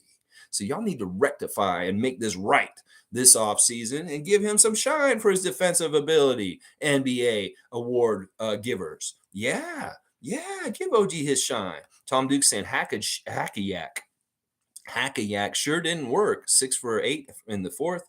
Man is a stud. Center Koloko was solid. Surprised Nurse didn't challenge that foul call. Yeah, in some ways I was wondering about that too, but I think that Eric Lewis and Ben Taylor were telling him not to. Like they were saying, there's no point. We're not going to do anything with that. The thing with Koloko getting the elbow. Yeah, he didn't really use the challenge last night. In some ways, I think Nick Nurse doesn't give a shit about the challenge. He thinks it's a waste of time. He said that recently. He said the challenges are dumb. He's like, I'm so sick of them. It's like, sure, I'll use them for strategy wise so they can help me in a situation. But otherwise, it's like he doesn't care. He wants them to go away, in fact. He thinks that they're stupid. and then maybe they should get rid of him. Let's see. Cool Cat saying, "Good morning, Raptor Free Crew. Just started from the beginning, but my good luck charm prevailed. If we had Jakob at the beginning of the season, we'd be a 4 through 6 rank in the Eastern Conference. Still happy." Yeah, I think that's true. A lot. I've heard that people say this. Like, if we'd had Poeltl the whole entire season, a center of this whole entire season, just imagine what our record would look like at this point and where we would be in the standings. I would guess I was really like forecasting it, I would say we're probably in the 3rd seed or the 4th seed, right there around Philadelphia or Cleveland. I would bet you that that's where we would be if we had Poeltl this whole entire year. Thank you, Cool Cat, for going to the game last night, bringing you good luck in very successful way. I'm sure you had a blast at the game last night, rightfully so. You keep going to games if you can, Cool Cat, please. You and Monique are definitely good luck people to have in the arena, and I appreciate your part in it. Thank you, Cool Cat. Monique saying, "I'm on the Wheezy's ass lately." She's on Wheezy's ass lately. Shoot the damn 3 more and stop leaving it Gabe, man. Seriously, to me, he's in a slump. Wheezy's weird. Wheezy, listen, he gets open looks and he doesn't make them all the time. He's more complete than just a 3-point shooter, though. He really is a rebounder and a defender, too. And it was cool to see him for that little bit in the Raptors main roster game. He was cold in the game against Lakeland earlier in the day, and that's too bad. We really need him to do some stuff. But once again, I'm blaming the people who manage the team and send whoever, who, where, and what, because it just didn't make any sense. You're setting up Eric Curry to fail. Do you guys not want G League playoff experience for any of those guys down there? Because it's looking like that. You're not giving Eric Curry the best possible players for him to use to win for the Raptors 905. And y'all need to give him better players. Send him Ron Harper Jr. Why the fuck was Ron not playing yesterday? And where the fuck was Christian? They needed Christian against Lakeland Magic. Where was he? Jimmy's saying, "That's awesome, Cool Cat. Hope you had a blast." Yeah, Cool Cat's made it to quite a few games this year. I would figure she's gone to at least a dozen games this year, if not more. Monique's saying, "Ron spoke to fans after the game for Filipino Heritage Night." That's cool. I like that. He didn't get to play in the garbage time, though. It's weird. He was suited up and ready to play, but he did not get in at the end of the game. It was very much Malachi and Wheezy and Will Barton and Trent. They're interesting lineups at different times. One of the lineups I really liked in the game last night was that Koloko and Boucher. Did he play? No, it was Boucher and Poeltl were together on the court. When Poeltl and Boucher were out there on the court, that was a really cool look. Like, they seemed like a really good pair to have out there and discover more, because quite often we put Boucher in when Poeltl's out and they're not on the court at the same time. But I saw some really interesting synergy in the first stint with Poeltl and Boucher out there on the court together. And then, of course, Boucher with Koloko is also a very crazy, tough thing for other teams to try and deal with. When you have 2 really long guys like that out there that are mobile and that will block shots. In fact, you saw Koloko kind of roaming around, and Chris was staying at home in the middle of the lane when they were out there together. And he was like the active shot blocker at the end of the line while Koloko was roving. It was really, really interesting how they're using Boucher with Poeltl and Koloko. I want to see more of that, because there's some real good fruit to bear from that. And I think if you kind of look at how Boucher's fitting with them and maybe like apply that to Precious, that's how we can successfully get him in the lineup with those guys too. There's just something overpowering about trying to go against the Raptors as basket when you have Koloko and Boucher both there on the court. You don't want to deal with that. That's too much length. It's too much. Forgetful saying, "French question would be from someone charged to get a French language clip from Pascal for Quebec media. The question was well written. I think it took Pascal a minute to realize why the reporter used F." Yeah, I think that it really was that they didn't have one of the normal French reporters, and they just needed to ask a French question. And somebody stepped up and asked it, and French was not their first language. You could tell. You can very much tell. In fact, it was kind of comical in some ways. But I think you're exactly right, Forgetful. It's probably because they have a quota that they need a French question from one of these guys, whether it's Boucher. It used to be Serge sometimes back in the day because he's French speaking. And now Siakam and Boucher more often now.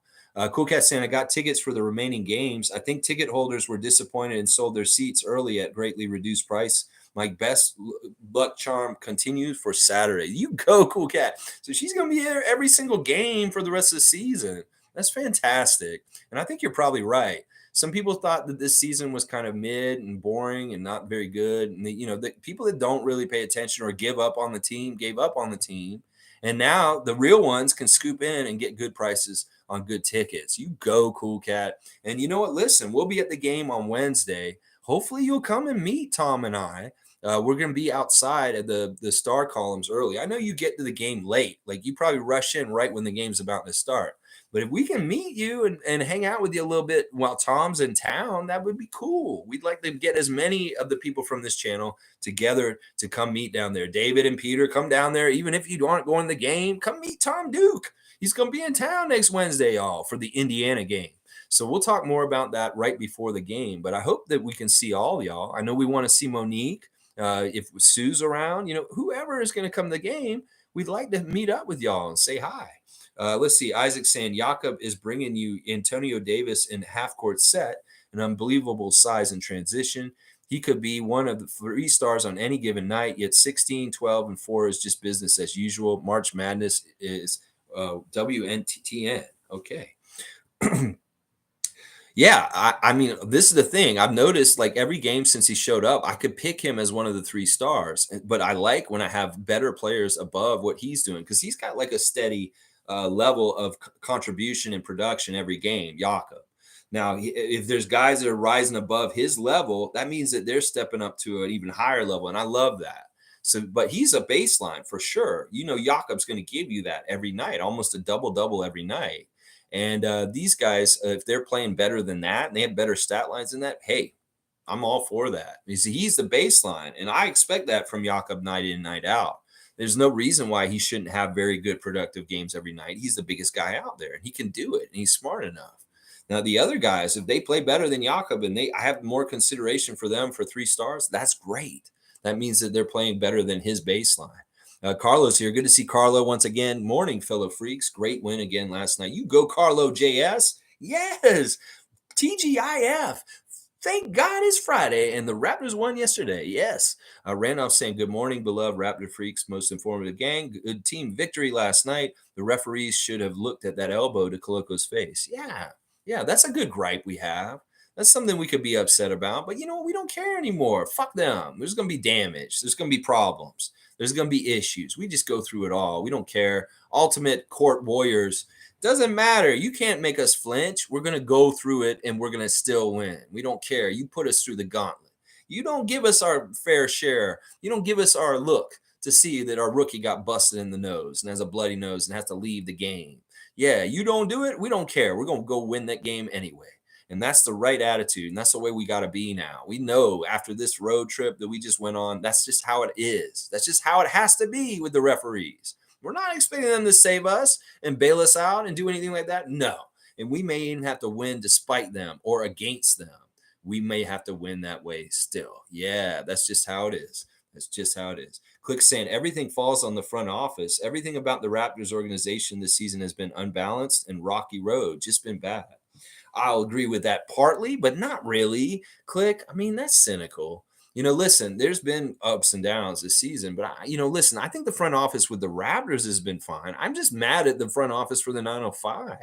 I just feel like it's been poorly managed, the 905 team, and using guys as far as like how they're going to and from and when they get to play and all that stuff. There's no rhyme or reason to it. There's no good logic.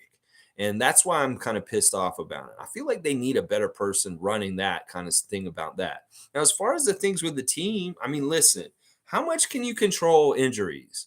How much can you control ref hit jobs? How much can you control different things like this? With the game changing to be more offensive when you've built a defensive team. Look, I know, Click, you've been very down on the front office and you've been critical at different times to different people at different places. This is no point in doing this because right now, what Masai has done, he's brought us a center back and we look badass. We're rolling. So I'm not with you on this. I'm upset about how they're dealing with 905, but that's a whole different thing than like the whole main roster and what's happened with the Raptors as a whole. I'm more mad about 905 stuff than anything.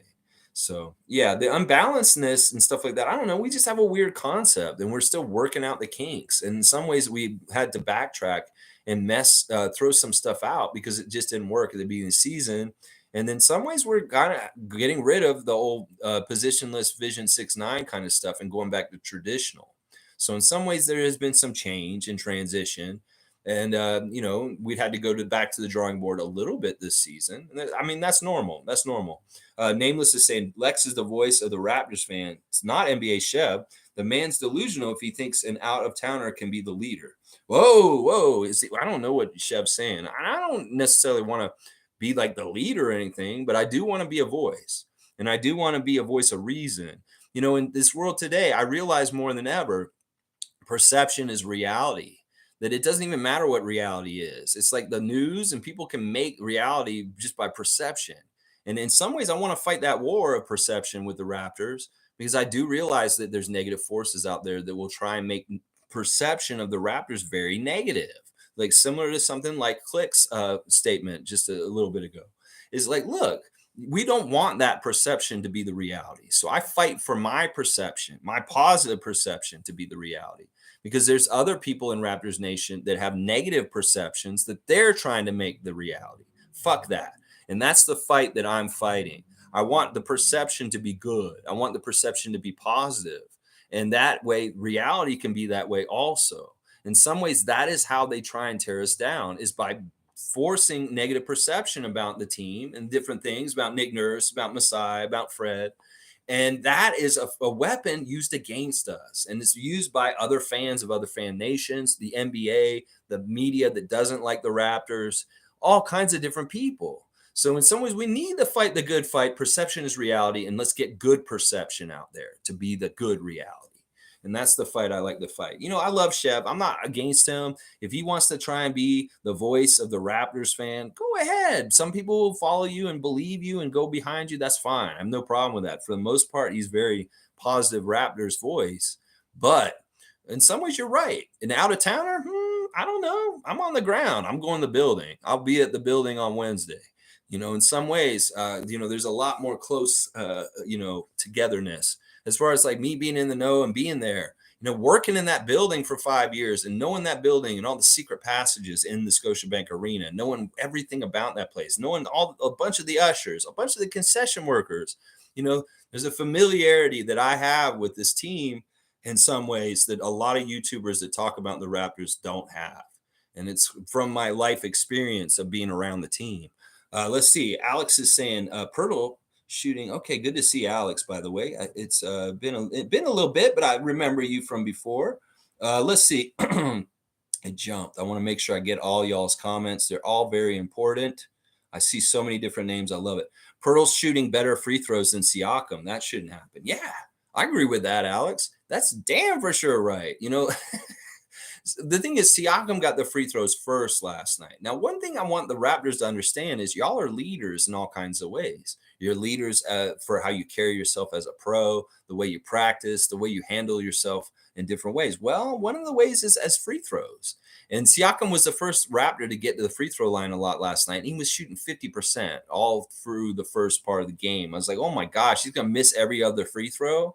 And I was like, holy crap. And well, it kind of bleeds over to other players. Then other guys are like, yeah, I can miss a free throw too, because Siakam's missing free throws. That's not what you want.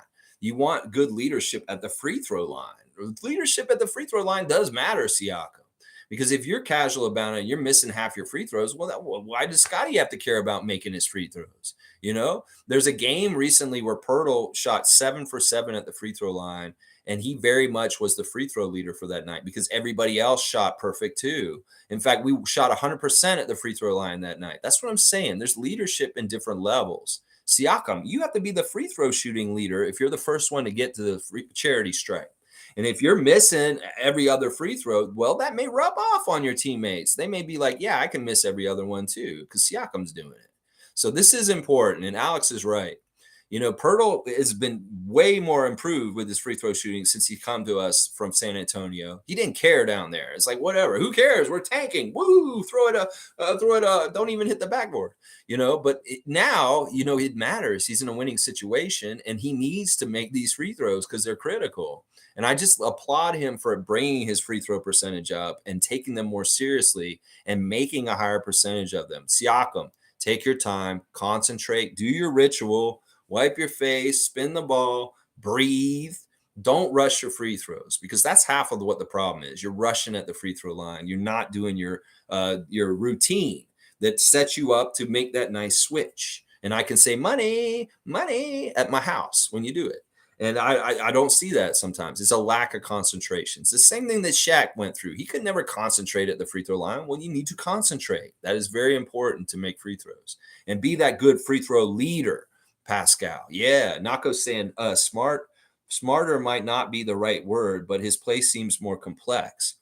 Well, it's this. All right, listen. Koloko has really good length and shot blocking. In fact, he has better shot blocking than Poeltl does. But Poeltl has way more size and space taking up. And in some ways, the most important thing for the Raptors defensively at the center is the size, is the space taking up. Koloko can't be our starting center until he takes up more space. Either he fills out with more muscle and strength and he can really hold space, or he just gets more savvy about like kind of covering space with his quick, lithe body, like Chris Boucher has had to learn a little bit. But still, that's not very good. You need a chunk. You need a guy who kind of just has a lot of weight and can take a lot of weight coming at him and hold. And in some ways, Koloko doesn't have that. In some ways, it's like somebody can back him down, like a very big guy, and like push him around, but they can't push Poeltl around. And that's the difference between like being a better defensive player or a smarter defensive player, is that Poeltl has way more experience and he has more weight to throw around against bigger players that he has to guard. And that's why he's a better defender than Koloko overall. Koloko can make blocks. He can do flashy big plays, but he's not good consistently. He lets people get behind him and they make easy baskets all the time. And until he seals out that kind of stuff, I won't say he's as smart or a better defender than Poeltl, because Poeltl seals that out way better. Kem Birch is a better defensive center than Koloko is, because he seals guys out and does that same kind of thing, even though he's not even in the league at this point.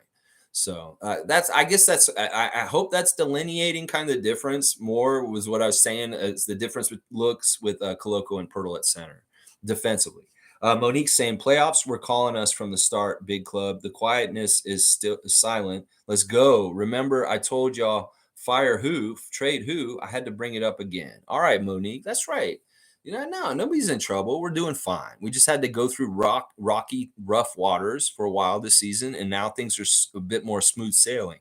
GMA G84 is back. Good to see you, man. Laugh out loud. You can tell Bob doesn't like the Raptors at all, or ball at all. The dinosaur needs to stop talking about ball all in general. I know, seriously. I was like, can I call him in? I was like, hey, Bob. Hey, hello, caller. Who's this on the phone? Hello, Bob. This is the Raptors freak. Can you fucking just retire, you bitch? Who is this? What, the Raptors freak? Oh my gosh, we're outside your house. I like doing the Bob McCown impression because I feel like I do a pretty good Bob McCown voice. Good morning, caller. Bob McCown here. Oh, stupid ass motherfucker. Yeah, you tell him, GMA. Yeah, tell him to get the fuck out and get out of here. Don't talk basketball. You can just do hockey. Do your hockey, but don't do basketball. Space Cadets saying, listening to Bob is like listening to Overdrive trying to analyze the Raptors. Just stick to hockey and golf, please. Well, I'll bet he's really good at golf.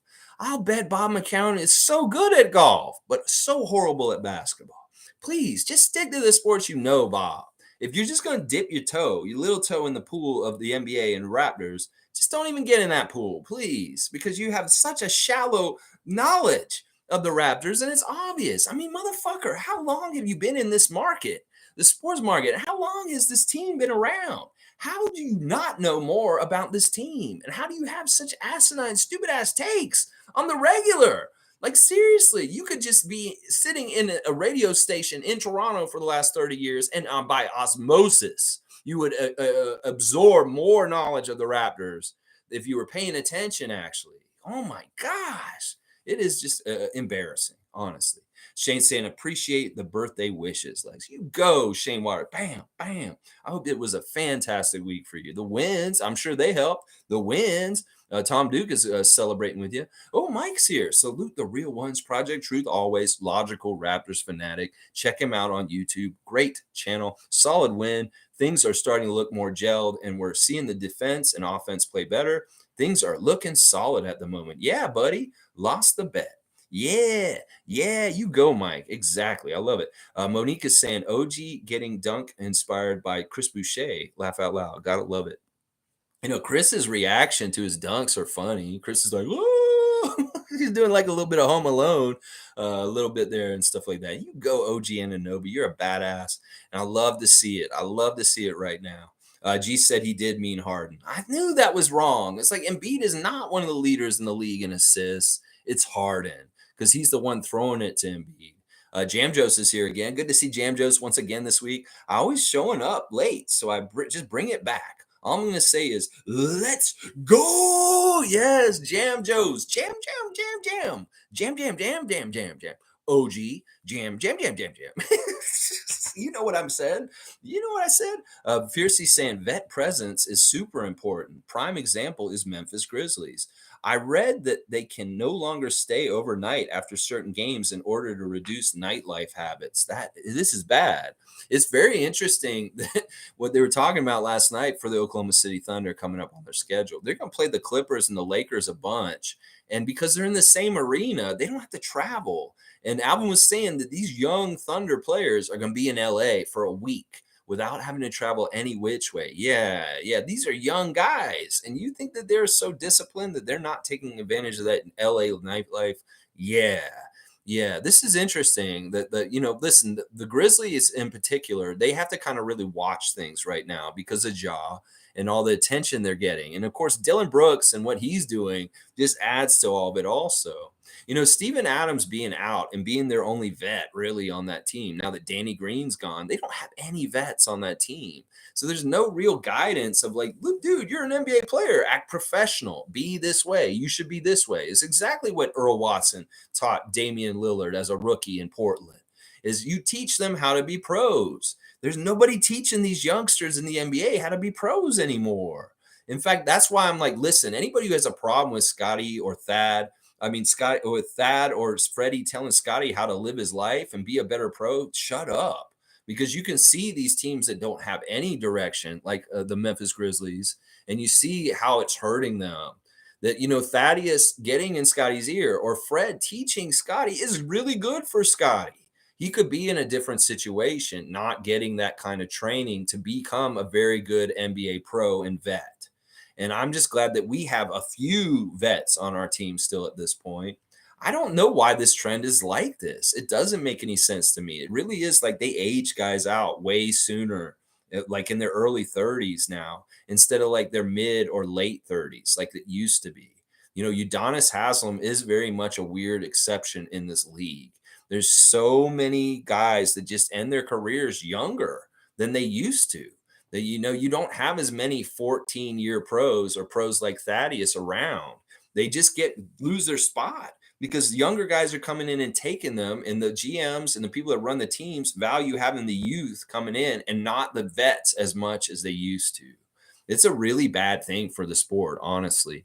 In some ways, you got to wonder, how does the baton get passed from older generations to a younger generation when the older generation isn't even there to teach them? That's what I'm worried about for the NBA, is that they're going to have more and more knuckleheadedness because the kids ain't getting taught right. And then you add in the whole way, like Dame Lillard brought it up on the podcast with JJ Redick, that listen, these kids get treated in a totally different way than he did. He was at a small high school and a small university, and there's no fanfare, there's no handlers, there's no managers, there's no people coming in and trying to be a part of helping you get through the process and coddling you. That the NBA players from before really did have to go a harder route and learn and be pro and be mature in a different kind of way than the youngsters now. And in some ways, it's all kind of easier for the ones now, and they're softer. And they're not necessarily like good players because they're not going to college and they're not getting the fundamentals of a 4-year college program that teaches them from the college coach. They come in and they're not even very good players. They have to learn how to play in the NBA. They're just come in based on their talent. So there's a lot of issues with the pipeline of talent coming into the league, not being prepared to be proper NBA veterans or be pros, to be even pros. So this is really weird and interesting, and something that everybody should be watching, and kind of like the NBA needs to monitor and maybe like be smart about the trends and how to fix this. Because in some ways, you want the legacy and the important things about being in the league to be passed down. And they're not, because the people that pass them down are not on the team. They're waived. So it's really crazy, really, really crazy. And I think Fiercey is exactly right. Y'all watch that Dame Lillard interview on the Old Man in the Three podcast with JJ Redick. It's fantastic. Honestly, Lillard is so honest about his views about the NBA. And because of his perspective of being a pro for a while and having one foot from when he was a rookie and knowing what that league was like then and how the league is now and how it's changed and how he doesn't like it, he really can put into words the problems that the NBA has right now and where it's heading. And what a great hour-long interview with JJ yesterday that they dropped finally. It was so good. So good. But it is interesting that Memphis isn't allowed to go out anymore. It's weird because Ja's talking a lot about his eyes opening up to just how he could lose it all from what he's doing with his behavior. In some ways, I totally understand this culture because I watched these videos on Friday. I'll watch them later today. I watch all the brand new videos that come out and I see all the drill ops raps videos and what they're all about. They're all about like shooting and talking about coming in your neighborhood in the car and shooting the guns out the window. I have a shooter on my team. He's going to come and kill the ops. You step outside, motherfucker, we're going to kill you. In some ways, this is very much cosplay for Ja Morant. It's like in some ways you had a pretty good life growing up. Your family wasn't exactly like you were like dirt poor in the ghetto and you were really in that gang life. So why do you decide once you get the NBA you want to have a posse and guys that are really like that around you that drag you down into that? And I think the NBA is really doing a good job of getting across to him finally that this is fucking your career up and you won't be in the league for very long if you continue to have this like cosplay to want to be like in the drill ops lifestyle. Yeah, it's fucking stupid. You don't need it. You were never part of it, really. You decided you wanted to be like that. Well, decide you don't. And in some ways, he's saying stuff like, I realize I got to talk to my people and we got to get out of this. Well, just fucking get rid of those people. If those people are authentically like that are in your circle, Ja, you need to just cut them out because you won't be able to change them. You're going to make a very bad mistake if you make all the changes yourself and you make your lifestyle change, but you have hanger-ons that are still around you that are still doing that kind of shit. Yeah, you need to get rid of all of them. I don't care if you think you're cooler, if you have this guy from this neighborhood because he's real and from the streets. Fuck that shit. You want to protect your career and your ability to have the most money and to play the most successful career. You need to cut those guys out. I don't care if they've been around you forever and you feel like your blood brothers or anything. They're going to take you down, even if you get up there and you do things. You got to watch out. Seriously. Daddy Gates is here. Good to see Daddy. So Christian got his nose busted, blood all over the place, and not even a review to see what there was a flagrant and no review. What? That rule doesn't apply to Toronto team? Up in arms about this. I know a couple of y'all are really upset about this, and I am too. But once again, let's just be badass and say, yeah, we'll take a fucking busted nose. Yeah, we don't need your charity to watch our fucking review and give us a flagrant foul. You know what? We don't give a shit. We're going to win this game anyway, motherfuckers. Yeah, you don't want to review this? You don't see that young man from Cameroon going to the back with blood flowing out of his nose? You still don't want to look at it? You talked about it enough where you could have just walked over and looked at it. You were standing there saying, should we look at it? Should we look at it? Nah, let's not look at it. Yeah, let's not look at it. Well, you stood there and talked about looking at it with Nick Nurse for about 30 seconds. You could have just walked over and looked at it, but you didn't want to. Why? Why is that? You'd rather just give young Jalen Williams free throws instead, even though you know he hit him at the elbow on the way up and it was dirty and it was flagrant. and you didn't even pay attention. Maybe this is another way they want to disrespect a rookie for the Raptors and say, you don't matter, Christian. You don't matter. That's sorry. That's just what it is. You know what? At the beginning of the season, you got a bunch of blocks, but we call them fouls because you don't matter, Christian. This is just how we induct you into the NBA. Welcome, rookie. Yeah, you're going to fight Caleb Martin. Yeah, you're going to get an elbow to the face, and nobody cares. And that's just how it is. There you go. Logical saying, Daddy Gates, not gonna lie, the refs weren't crazy bad, but that was ridiculous. The blood was going crazy, and he got elbowed hard. That would have been overturned, but the Raptors weren't trying to complain a lot, in my opinion. I think you're right, Mike. It's like, listen, we don't want to be that. We don't want to be that right now. Maybe we've been sullied with that a little bit. We've had some interaction with the referees in the last week or so. It isn't totally positive, and we're very much watching our relationship with them right now, and they're probably watching their relationship with us to a degree also. I don't know. It was a battle that wasn't worth taking on. In some ways, we could have gotten some traction, and rightfully so, got the ball and not let them shoot free throws, and maybe even got free throws and got the ball back for us if they had called it properly. But so what? So be it. Yeah, that you want to be that kind of competitor. All right, you want to be at disadvantage against us. We'll still beat your ass. We'll still beat your ass. You want me to tie my arm behind my back, and I'll still beat your ass with one arm. That's how we got to be. And that's fine. There's nothing wrong with that. But I agree with Mike's take on this. I think that the refs weren't crazy bad. That was an egregious call. Yeah, they should have done something about that. But overall, the fact that we got to the line more than them, they were respecting Siakam and putting him on the line finally, that was good. Some of the late calls putting Jakob on the line were interesting to me too, because like some of them I was like, that wouldn't have been a foul like a week ago. All of a sudden now they're calling that as a foul. Well, I'll take it. I'm glad to see Jakob going to the line, but a lot of those calls wouldn't have been called like even last week in the West Coast trip. So that I think that's kind of weird that that's happening, and especially since it's like Ben Taylor, Clippers game. You weren't calling those kind of calls for us in Clippers game, but now all of a sudden in Toronto against OKC, you are. Brian Windhorst. All right, let's see. Michael's here. Good to see Michael Furlano. Koloko was excellent. Yeah, it was a little brief stint. He got hurt. He got some good rebounds, and he got a nice block. He did not score, but you know what?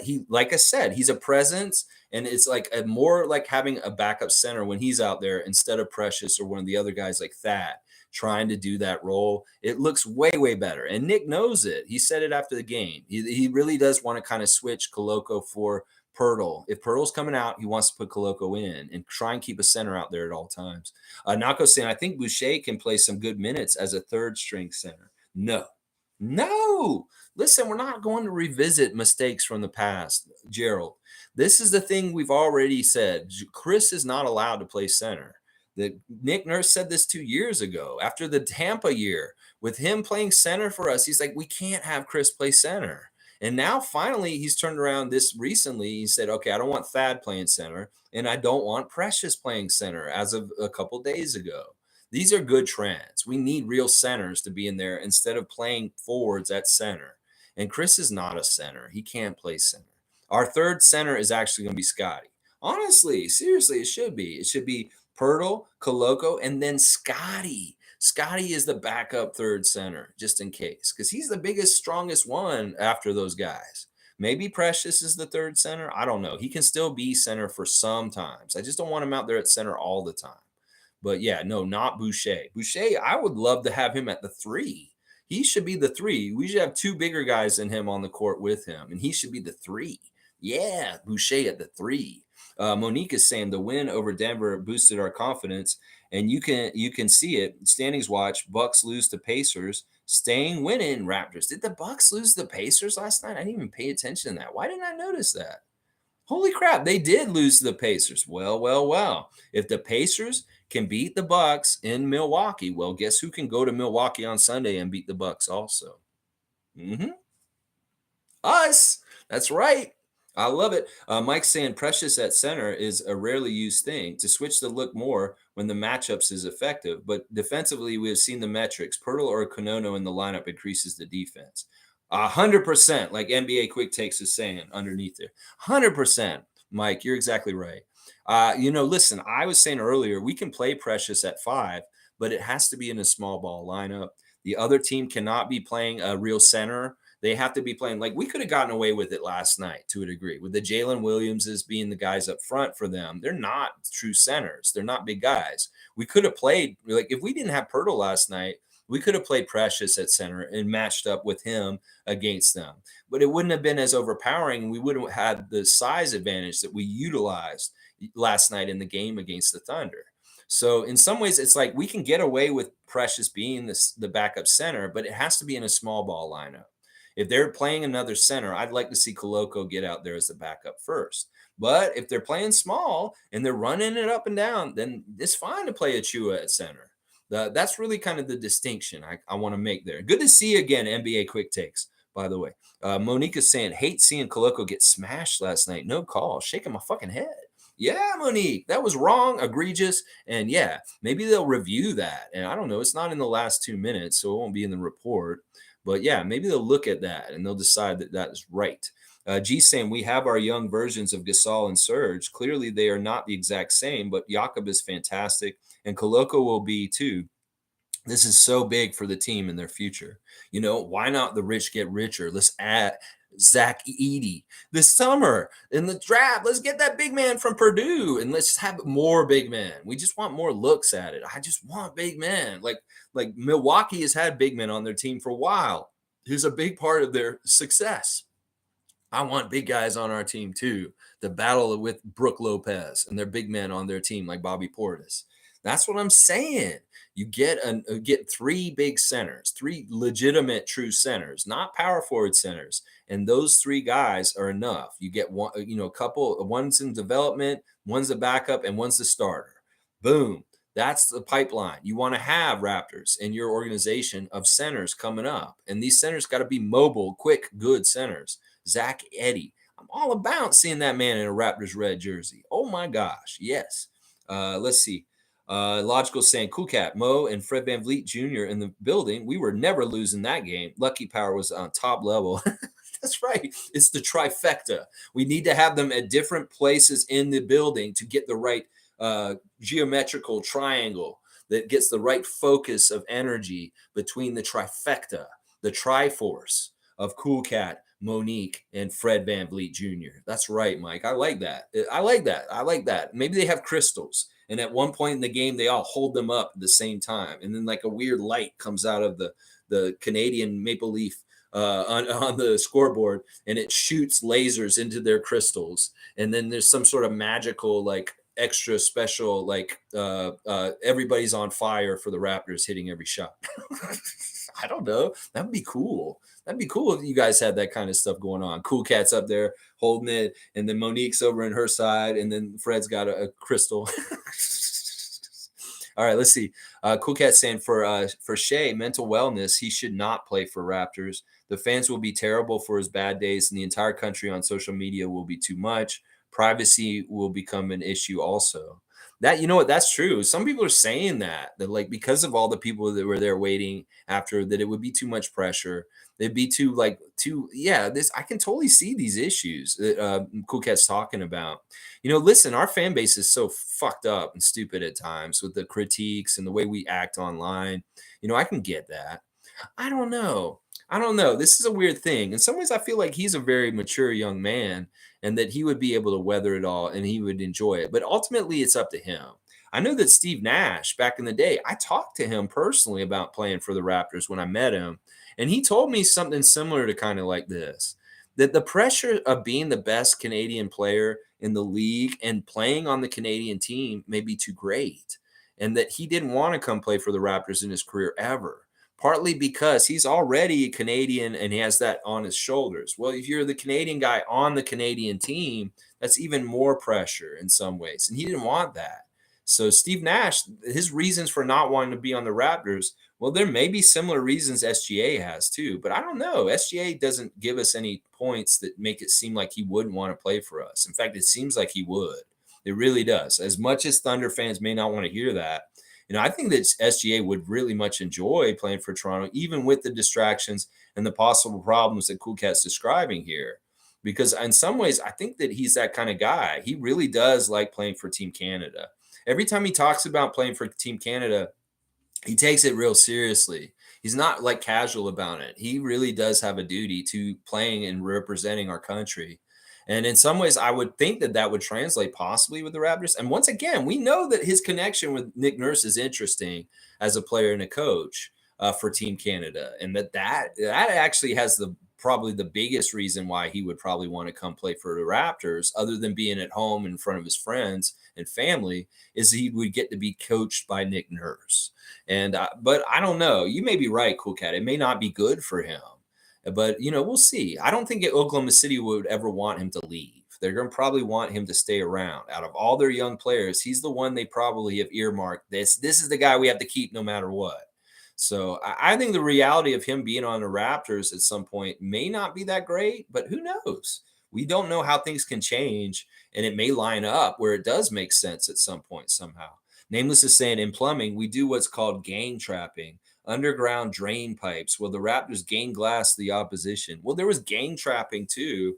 Like that was something that they were just talking about after the game. Michael Cage and the other announcer for the Oklahoma City Thunder is that we used really cool traps on SGA at different times. Like we really stymied him by having like unorthodox, like not always the same. Like we were switching things up on our defense constantly last night and keeping them guessing. And that makes it really hard for a team to get any rhythm when you're like absolutely like switching the look of your defense and what you're trying to do. At times we were really super aggressive in certain ways. And then other times we stay at home and play more one-on-one.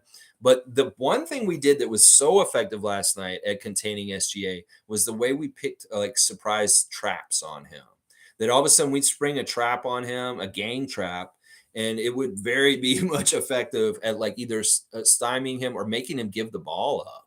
And that was fantastic. They were talking about that, the Thunder announcers, that they thought that that was one of the big reasons why we won. The offensive rebounding and the gang trapping of SGA, that it really made him less effective in getting his other teammates involved. This is a similar strategy to what we had for Jokic on Monday, is that or Tuesday or whatever day it was, where we let him have his to a degree, but we don't let him get other people involved around him. And that was what we did with Shai yesterday. He could get his to a degree, but you're going to get 10 assists. You're not going to get like a lot of assists. G saying practicing with a good true big also helps. This mimics real games better and will toughen them up in the paint and playing through contact. Yes. Having Jakob is just like going to a fight. If you have a big guy in your team when you're in the middle of a fight, that makes you have a little more confidence and bolsters you to be more daring and try more yourself because you have a safety net of somebody with size and strength next to you. So definitely, Jakob has a huge impact on our team in all kinds of different areas. David's saying, Mo, you should start a 905 live stream. Would be cool. Freak 2.0. I don't know. That's those games are weird. Like sometimes we get them and sometimes we don't. I don't get ESPN Plus games, so I can't watch every single 905 game myself. But it's like the games when they're not and they're on YouTube, that's fantastic. And I get to watch them. But half the games are on ESPN Plus, and I don't even get a chance to see them. They're not even available in this country because I don't think you can get ESPN Plus in Canada. So it's either you have to have the cable package and see it on NBA TV, or I don't know. I guess you have to have some sort of like VPN where you can be outside the country to see ESPN Plus. I don't know. Jam Joseph is saying Boucher is a 4, not a 5. If he worked on his handles even more, he could be dangerous on the wing. Yeah, we saw flashes of that this season where Chris would actually like drive to the basket or put the ball on the ground and dribble. I was like, whoa, I've never seen Chris do this. It's a little dangerous, a little risky because he's got such a long body. It's like there's a lot of ground with that dribble. People can come snatch the ball and steal it from him. That's why I don't like him dribbling too much. But he's shown that recently. In fact, he did a couple of like attacks the rim, very much like OG would, where he puts the ball in the court from the free throw, 3-point line. He's driving to the lane and he's trying to dunk on them. It's crazy. I really do like him at the 3 if we can put him there. But you're right. He's either a 4 or a 3, and he shouldn't be a 5. Definitely. Mike's saying practices with everyone healthy are key to work out play sets and role rhythm and responsibilities, assigning, and we use practices to increase gelling. Facts, G. Well, this is the thing. I think that they are putting more roles on these guys, more defined things instead of just this ambiguous. You guys can do whatever you want, and because you can do everything because you're so freaking talented, Scottie and OG. Well, now they're maybe like saying, all right, well, these are more like the roles we want you guys to do more specifically. And I think this is really panning out. We're seeing a much better synergy and sharing the ball and playing off each other in very effective ways that we didn't see like even a week or two ago. And that's really awesome. Maybe they are listening to us. Maybe they did decide, okay, we do need to have more defined, clearly defined job duties and roles on this team because they're getting done better. And some of it is like as simple as like, Scottie, we want you to be like a low post scorer, and we want you to attack like around the paint and get these really easy turnaround shots that you've been hitting. And because those are money, and he can get those whenever he wants. He really can. It's like he can bump into them and get enough room away and shoot over them. And it's such a high percentage. I want to see that more and more.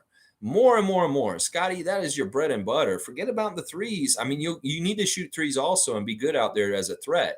But all your points, I want the majority of them to come within 10 feet because everything you're doing down there is so dominant and so high percentage that the Raptors need you to do it more and more. And I'm all about it. Scott B is saying, let's give Popovich a lot of credit here. He did an amazing job teaching and mentoring Jakob, and we're benefiting. Pop is truly one of the greats. I love this comment by Scott B. I think this is true that Greg Popovich needs some credit for helping like the Raptors right now because of Poeltl and what he's done and under his tutelage and just knowing more and being a better player. You know, Fred said it in a game after the Denver game. In his press conference, he said Jakob is a different player than when he played for us before, when we played with him on 905 and his rookie season and the season after.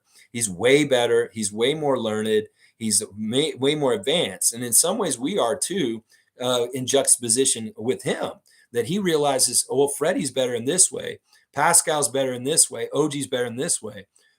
Well, they definitely can see how Jakob has learned so much from San Antonio and how much better he is at this point too. Fred talked about it a bit the other day.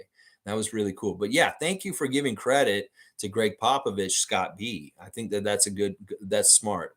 And that it is definitely true. He needs to get credit for Jakob and his growth. Mike saying CBL, let's go. Props to TSN, and airing the 905 games has gotten better too. Good direction to push, give all of Canada access to see the things happening here in Toronto, especially the 905. Well, the CBL is better in some ways because forget about Toronto. First of all, everybody across Canada, a lot of people hate Toronto. Let's just be honest here. You know, they think that we think we're egotistical and we think we're the center of the world and all this stuff. We don't really think that. First of all, some of that is just like kind of like people out of in the country just like kind of having like a weird like inferiority complex.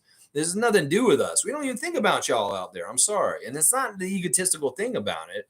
It's just that, listen, you know, we can't help it. We live in a city where a lot of the industry and the media for the whole entire country emanates from, and that's just how it is. I'm sorry. That's just how it is. And the country of Canada is better off with Toronto. Trust me, y'all need Toronto. Toronto's a big part of the what makes Canada great. Trust me.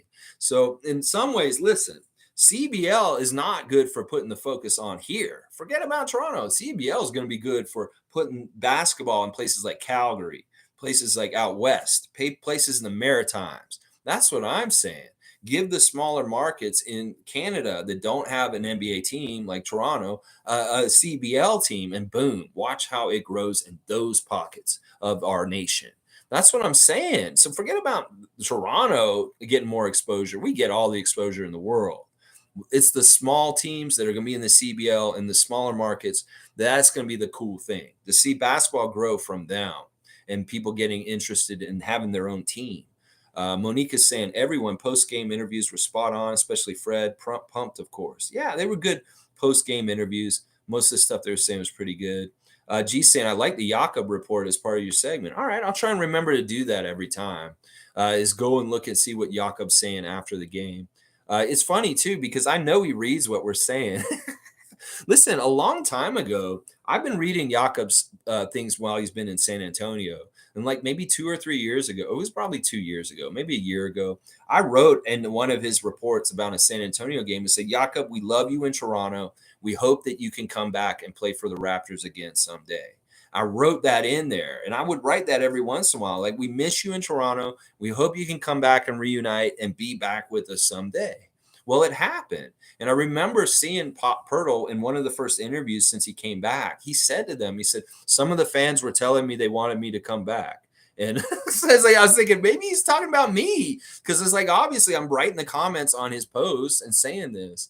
But he did say that when he came back. He said, Dad, the fans kept saying they wanted me to come back. So I guess I'm back. I thought that was cool. But I hope that Poeltl's seeing my stuff. I mean, listen, I have a picture on my Facebook right now of me and him.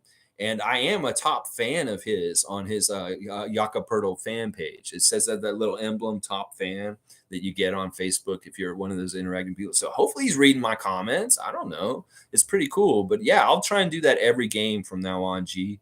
Read the Jakob Poeltl report for sure. Fiercey saying, I do believe we will win the chip within 2 years. Fiercey, yes. I love those predictions. And I will double down with you and say we're going to win a championship within the contract that Jakob Poeltl is going to sign this summer. David's saying, with Fred VanVleet back in the game, anything is possible. Scottie is incredible. I love the growth. Yes, David Saborin, positive. Yes, I love it. Yes, David, give you the cup for being positive today. I love it. Yeah, listen, Fred, people got to be happier with Fred. Are people happier with Fred? Are people happy with what he's doing now on the court? He's not being selfish. He's not playing chucking. He's not a hero ball guy right now. He's playing with the team, and he's doing a good job. And Scottie is definitely growing. Mike is saying Poeltl's free throws are definitely looking tighter. I saw some perfect ones from him in the game. I think he still needs to work through shooting and exhaustion. MJ would practice this part hard, adjusting things. Well, that's why they do the things that they do at Rico Hines runs. That the whole way to win the game is you got to make a free throw at the very end to seal the deal and win. If you don't make that free throw, then you lose. And it's by design. They want them to be absolutely tired when they take that free throw. And it's kind of what you're talking about, Mike, is that free throw that Rico has that ends his games is very much, you're tired. You just ran like crazy. It's the very end of the game. You have to seal the deal and make that free throw. It's really good training and really smart that they do that with the Rico Hines runs. So, yeah, that's what made me think of that. Scott B saying, yet another tough back-to-back for the Raptors. We won in spite of the refs. Raptors are just a superior team when we hit our shots, and we can beat anyone. No one can stop us but us. Yeah, I think this is true. Like, the whole thing that's been missing the last 2 years is our shooting. We just not have shot as well as we could. Now, some of it is just poor shot selection. Some of it is just not consistently finishing. You're getting good opportunities, but you're just not finishing. In some ways, you really got to think about this, Raptors. There's different kinds of shots you can put up that will give you a higher percentage to make it. Obviously, the highest percentage to make it is a dunk. You get your hand up above the rim and you're bringing the ball down, that's more likely to go in. And this is a lesson for Christian. Christian, if you were going to lay it up and just throw it up without jumping, you're not going to make it as much as if you jump up and you dunk it and you make sure it goes in. Now, take that and apply it to a 5-footer or a 10-foot shot and think about how you shoot it. And are there ways to make it a higher percentage shot that is more likely to go in? Ask Scottie Barnes. He can tell you how to make it a way that is a higher percentage shot to go in, whether it's the way he spins it off his hands, the way he hits the backboard and the rim, and there's a certain way that it has more time to roll in, just like a Kawhi Leonard shot would. There are ways you can game your shot to have a higher percentage of going in no matter what, whether it's how you spin it off your hand or anything like that. So the more the Raptors think about getting opportunity to take more higher percentage shots, whether it's dunks, whether it's as close as possible, whether it's Scottie shooting in the lane, the better. It's much easier to do that than shoot a ton of threes and miss a whole bunch of threes, or take really wild mid-range shots with one or two or three defenders hanging all over you. That's the difference. Our shooting percentage will get better the more we seek out higher percentage shots and take them. And they have been doing that the last 2 games. That is the biggest difference with how we're shooting better. is they're looking for higher percentage shots and working towards getting higher percentage shots. You can be lazy and just dribble down the court and just launch shots, and they're not good shots because they're not high percentage. You want to work towards a good high percentage shot. You put your back to them, little babies, Scottie. You back them down and you roll into the lane and take that nice little fade away. That's all you got to do. That's what I'm saying. They got to go and take and initiate contact and get closer to the rim and get easier shots. And boom, our shooting percentage goes up, our ability to win goes up, and we win way more. And that is exactly right there. Bam, bam, bam, and bam. When we hit our shots, we're a superior team, and that's how we do it. David's saying maybe with all of the AI developments, we can fire the refs and hire like Amazon Alexa or some shit to blow whistles from the abyss. I kind of like this idea, and it's something we talked about recently. Get rid of all officials in all sports and make them all AI and computerized. And then we don't have any of the like worries of discrimination or favoritism by a ref because they're humans. And maybe they don't like Fred VanVleet for some reason, and they bias their calls because of that. Well, take the human element out of it and make it a computer program. And then boom, see if things are more fair and more interesting. In fact, I will predict right now that we're going to have this really weird phenomenon where betting is going to destroy sports very soon. That there's going to be all of these betting scandals because betting is becoming so prevalent within professional sports now that it's going to destroy them to a degree and the integrity of the game. And what's going to happen is it's going to take AI to save sports. That we may come to a point where sports are in such a bad place of like rampant corruption and different problems that we're going to need AI to control the officiating, and then it'll actually make the sports saved because they'll know, okay, this is on the up and up now because the computer is in charge instead of these criminal betting ass officials that are around in sports these days. And it won't even be necessarily like a lot of these refs. It could be just like a Tim Donaghy thing, but it's really, really bad because betting is so focused on sports. So I'm going to predict this right now. Betting's going to almost destroy professional sports because of how much emphasis is getting now. And then what will happen is AI and automated officials will save sports after that. I know I'm getting ahead of myself. This may happen all like over the course of like the next 20 or 50 years.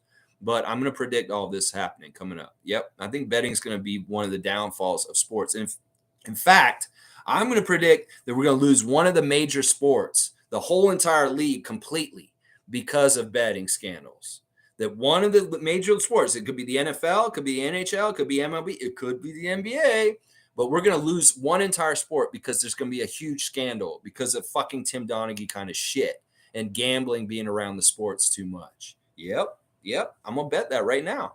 Let's see. Cool Cat saying next season, Jakob will have a three-point shot to space the floor better for Pascal and Scottie. I think we should keep our core six. They're chip ready. Just have to focus on building the bench. All right. I like a lot of what you're saying, Cool Cat, but I don't think – all right, let's not hold our breath on Jakob getting a three-point shot. That's just not going to happen. I'm sorry. Seriously, it's not going to happen. He doesn't have the right kind of range. He's never really been developed on this. If he gets a three-point shot, I'll eat my words. But I'm not predicting this. I think that may be something that's just not possible. I'm sorry. It just may not be possible with the way he shoots and his touch in his arms. It's just not – it's weird. It's a weird thing. Koloko, I could see him getting a three-point shot because he's already working on it and he's young. But Poeltl's at a certain point in his career, like if he's not had a three-point shot in his arsenal at this point, he's never going to have one. You know, I guess maybe we could look at JV as an example of this, that maybe it could happen that way. But I really don't see this happening. I really don't. But I like that you're saying we should keep our core six and they're chip ready, and we just got to focus on building the bench. This summer, we got to upgrade those, positions from 9 through 17.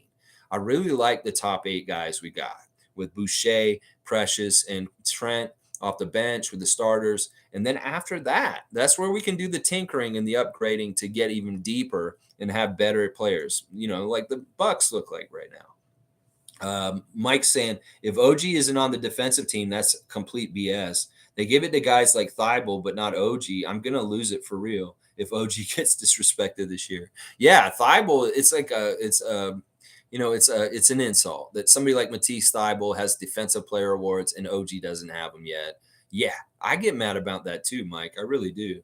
Kanono speaks French too. Yeah, he just doesn't get any interviews with the Raptors at all yet. Monique saying, David, I do post game recaps after every away game, like Poeltl does. I know you're on Facebook, so check those out whenever. I'm just too busy during home games. Well, she is at the game last night. And I don't know, Monique, have you ever done live streams before? I don't think that that's a part of her medium that she's like used to doing. Luca Rosano will do a live stream, or Mike might do a live stream during the game. But yeah. Okay, David's saying he's coming down. All right, so David's saying that they're going to be there to meet us, Tom. So next week we'll be seeing the Saborans, I guess, before the game. Everybody else who wants to come down there and hang out with Tom Duke and I when he comes to Toronto, his first trip ever to Toronto. And I don't know if this is his first ever NBA Raptors game. It may be. I don't know. Tom, I know you went to open practice, but have you ever been to a Raptors game before? Maybe you went to one out west or something. I didn't ask you that. This may be his first one. Race Mode saying, which row and section did you guys get for Wednesday? Tom's got it right there. Section 115, row 10. And we're going to be sitting kind of near where the Raptors come out, the entryway. And in some ways, Tom and I are going to try and get stuff signed by them. There's a really good footage of OG after the game last night, hanging out after the game, signing everybody's stuff. So you know what? You could get OG probably to sign stuff after the game, Tom, for sure. With our seats and where we're sitting, we will have access to hanging things over the edge to drop to the players to get signed and thrown back up to us. So I think I might be bringing my Scottie Barnes jersey next week. And who knows, maybe I can get Mr. SB4 to sign that jersey. That would be really awesome. Yeah, Tom's saying that the bench will hear us. Yeah, they should hear us from where we're at. I don't know. We got to think about what we're going to say. It's going to be a little bit of a crazy trio. Tom Duke, Greg from the Gubstown Clink, and myself sitting as a trio in that section. Yeah, we'll be yelling some Raptor Freak stuff.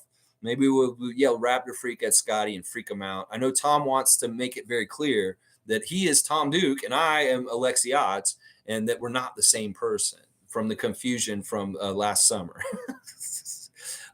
Yeah, Tom's saying it's going to be priceless. I would love to meet any and all of you guys. Yeah, seriously, y'all come down there. We're going to be hanging around down there before the game because Tom kind of wants to get to know around Scotiabank Arena. And we've even thought about going inside and taking the tour. They give tourist tours of this building on off times. Maybe going down there earlier and getting on the tour. We'll have to see. Tom and I will figure that out, but we'll definitely coordinate with everybody. He's going to be on the stream with me, guys. He'll be sitting here on the camera with me next Wednesday. So you'll get to see Tom on the stream with me. We'll do the show together on that morning. Seymour saying big W in the battle of the 9th seeds. Yeah, big W. Very important. It's weird because we played the Lakers. They were the 9th seed last week too on the Western Conference. Now we're playing the Thunder in the 9th seed, and we kicked their ass. And they had won 6 out of their last 7. So that's impressive.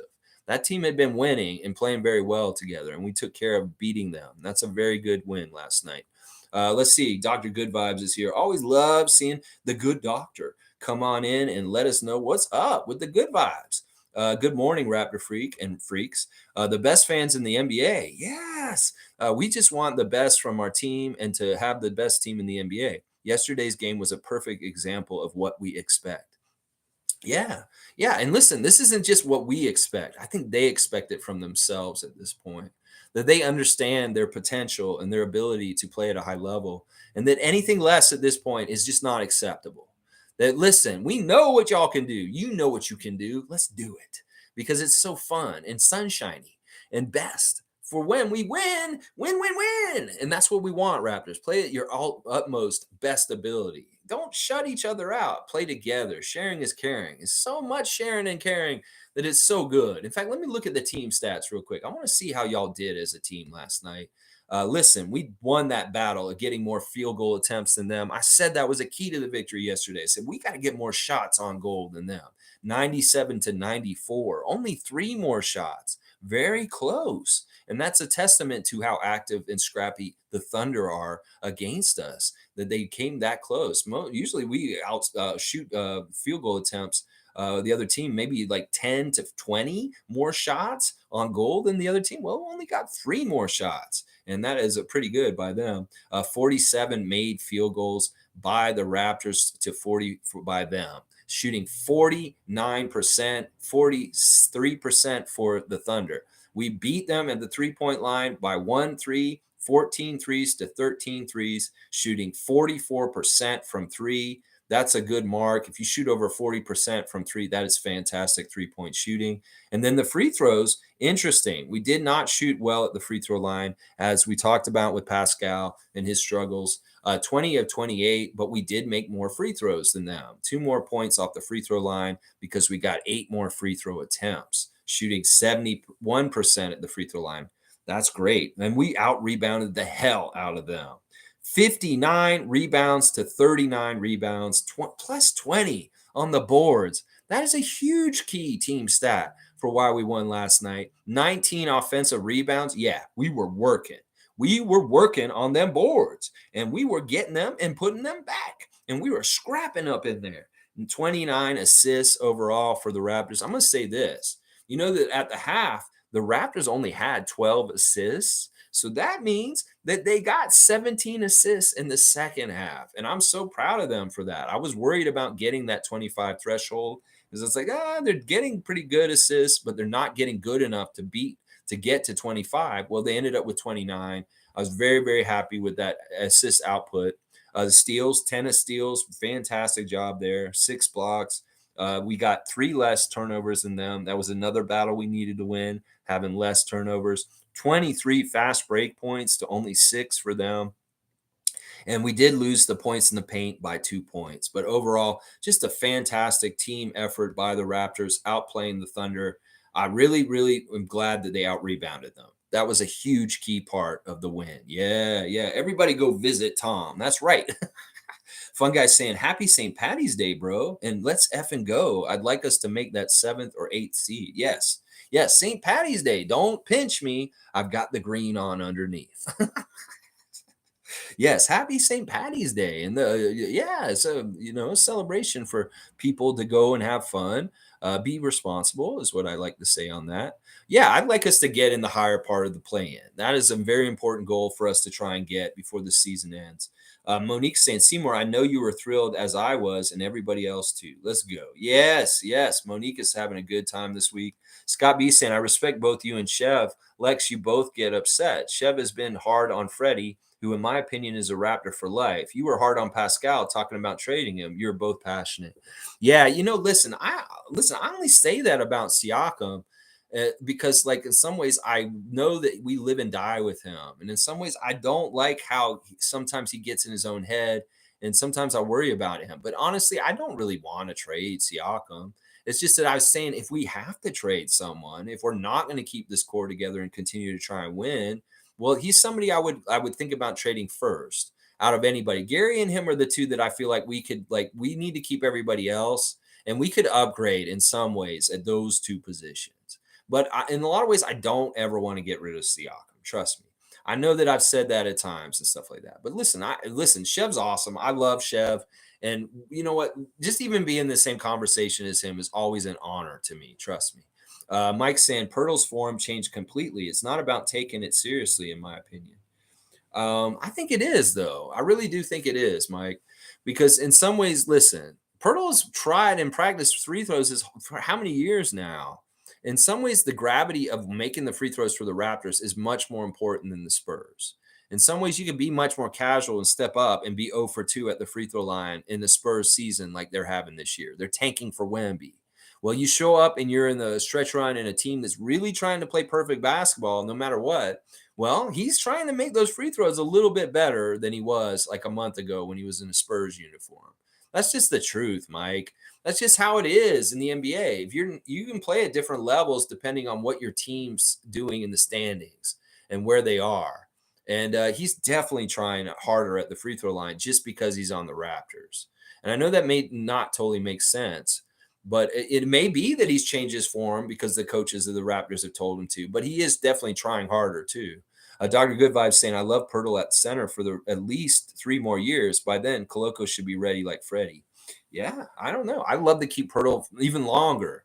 I mean, he's that kind of guy that you want to just have because he's just a good dude. But we'll take it contract by contract. And yes, Koloko could be a lot more ready by the end of Poeltl's next contract. That's probably going to be very true. Infamous is here. Good to see Infamous. Good morning, Freakazoids. When Koloko develops, he's going to be really good due to his perimeter D and ability to make the occasional three. Yeah. In some ways, I don't like how far he comes out, though. Like, I get it. He can guard guards outside, and he can be very much a nuisance. We can see him block a three-point shot straight up. Somebody tries to shoot a three over him, he can run up on him. He can block that shot right in front of him. In some ways, I like that. But in some ways, that's not the best way of using him, because what happens is when you have him out on the perimeter trying to guard people on the perimeter, he goes come right around him, and then everything's opened up wide open for somebody to make a layup because he doesn't recover fast enough. Now, sometimes he does, and it's really impressive when he blocks somebody from behind. Like, they'll beat him and they'll be on their way to lay it up, but Koloko can reach over their shoulder and block them still from behind. I love that. But that's not every time. And I don't like how he gambles on the outside and he gets burned and guards go right around him sometimes. So I don't like him on the defensive perimeter. Now, I know if we're doing switchable defenses and he gets caught out there, that we can do it with him and it'll be okay. But for the most part, he's best roaming in the paint. And the more he guards on the outside, that's a mismatch. And that's not totally using him to his best potential, is how I feel like. But yeah, making the threes is super great too. Cool Cat saying Pascal's previous games were about figuring the new offense and defensive plays and assessing how he can adjust to improve the team.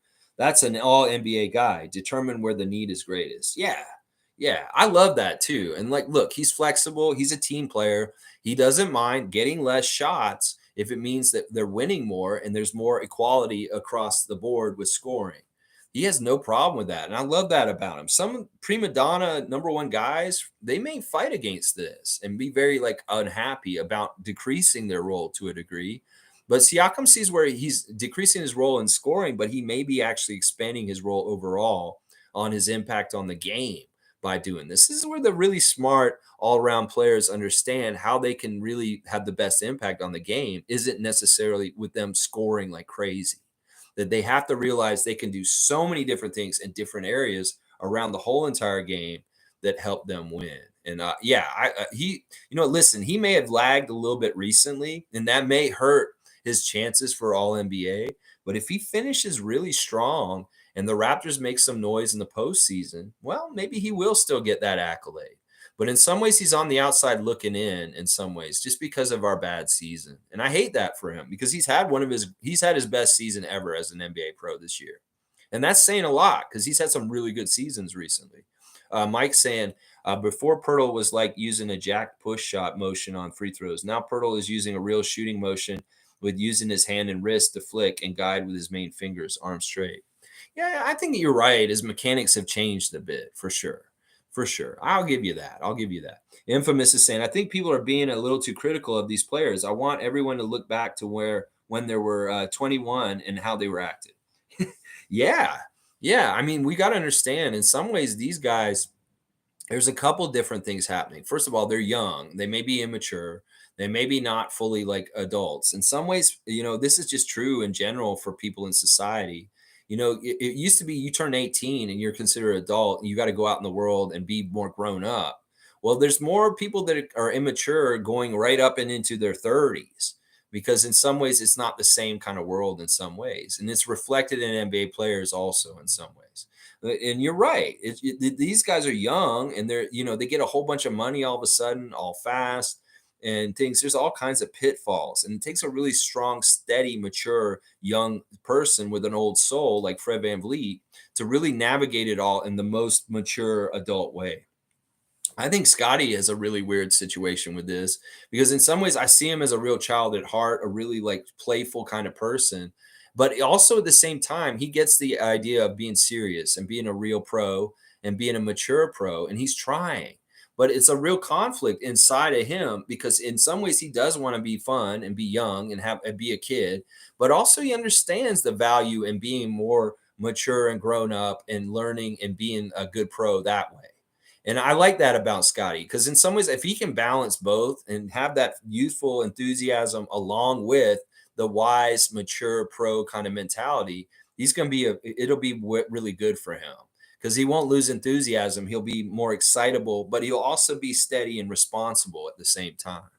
But I think this is so true, Infamous. In fact, this may be an understated comment that you just made. That we all have to realize these guys are young. They're young and they're in their 20s. Everybody should be allowed to make mistakes with their life when they're a young adult. And it's just that they're on blast in the spotlight of the NBA as famous people. And that's why we see it all, like things with Ja Morant and stuff like that. Monique saying a bit off topic here. The Ja Morant news will forever be sickening all over Facebook. I just skip it. Well, in what way, Monique? Because this, honestly, this is something that we don't need to like ignore. This is something we need to talk about because there's a lot of moving parts to this that are important to focus on and make light of and talk about. Like whether it's the fascination with gun culture and like this whole idea of gangs and shooting each other up and romanticizing it and being that kind of person as a role model for young people. I mean, there's kids that look up to Ja Morant, and if they see him running this drill ops lifestyle, well, they're more likely to mimic him. And that's part of the problem I have with it. It's just that it's very important that we understand gun culture in the United States because it's killing people. It's literally killing people every day with mass shootings and all kinds of crazy fucked up shit. And in some ways, Ja Morant's story is a thing to open it up and open the conversation to talk about it more. And I think that that's good in a way. They don't talk about it enough just with the school shootings. That doesn't do it enough. But in a way, we can talk about it in a different part of the process, the influence, the influencers, the people that perpetuate the lifestyle and romanticizing drill ops culture.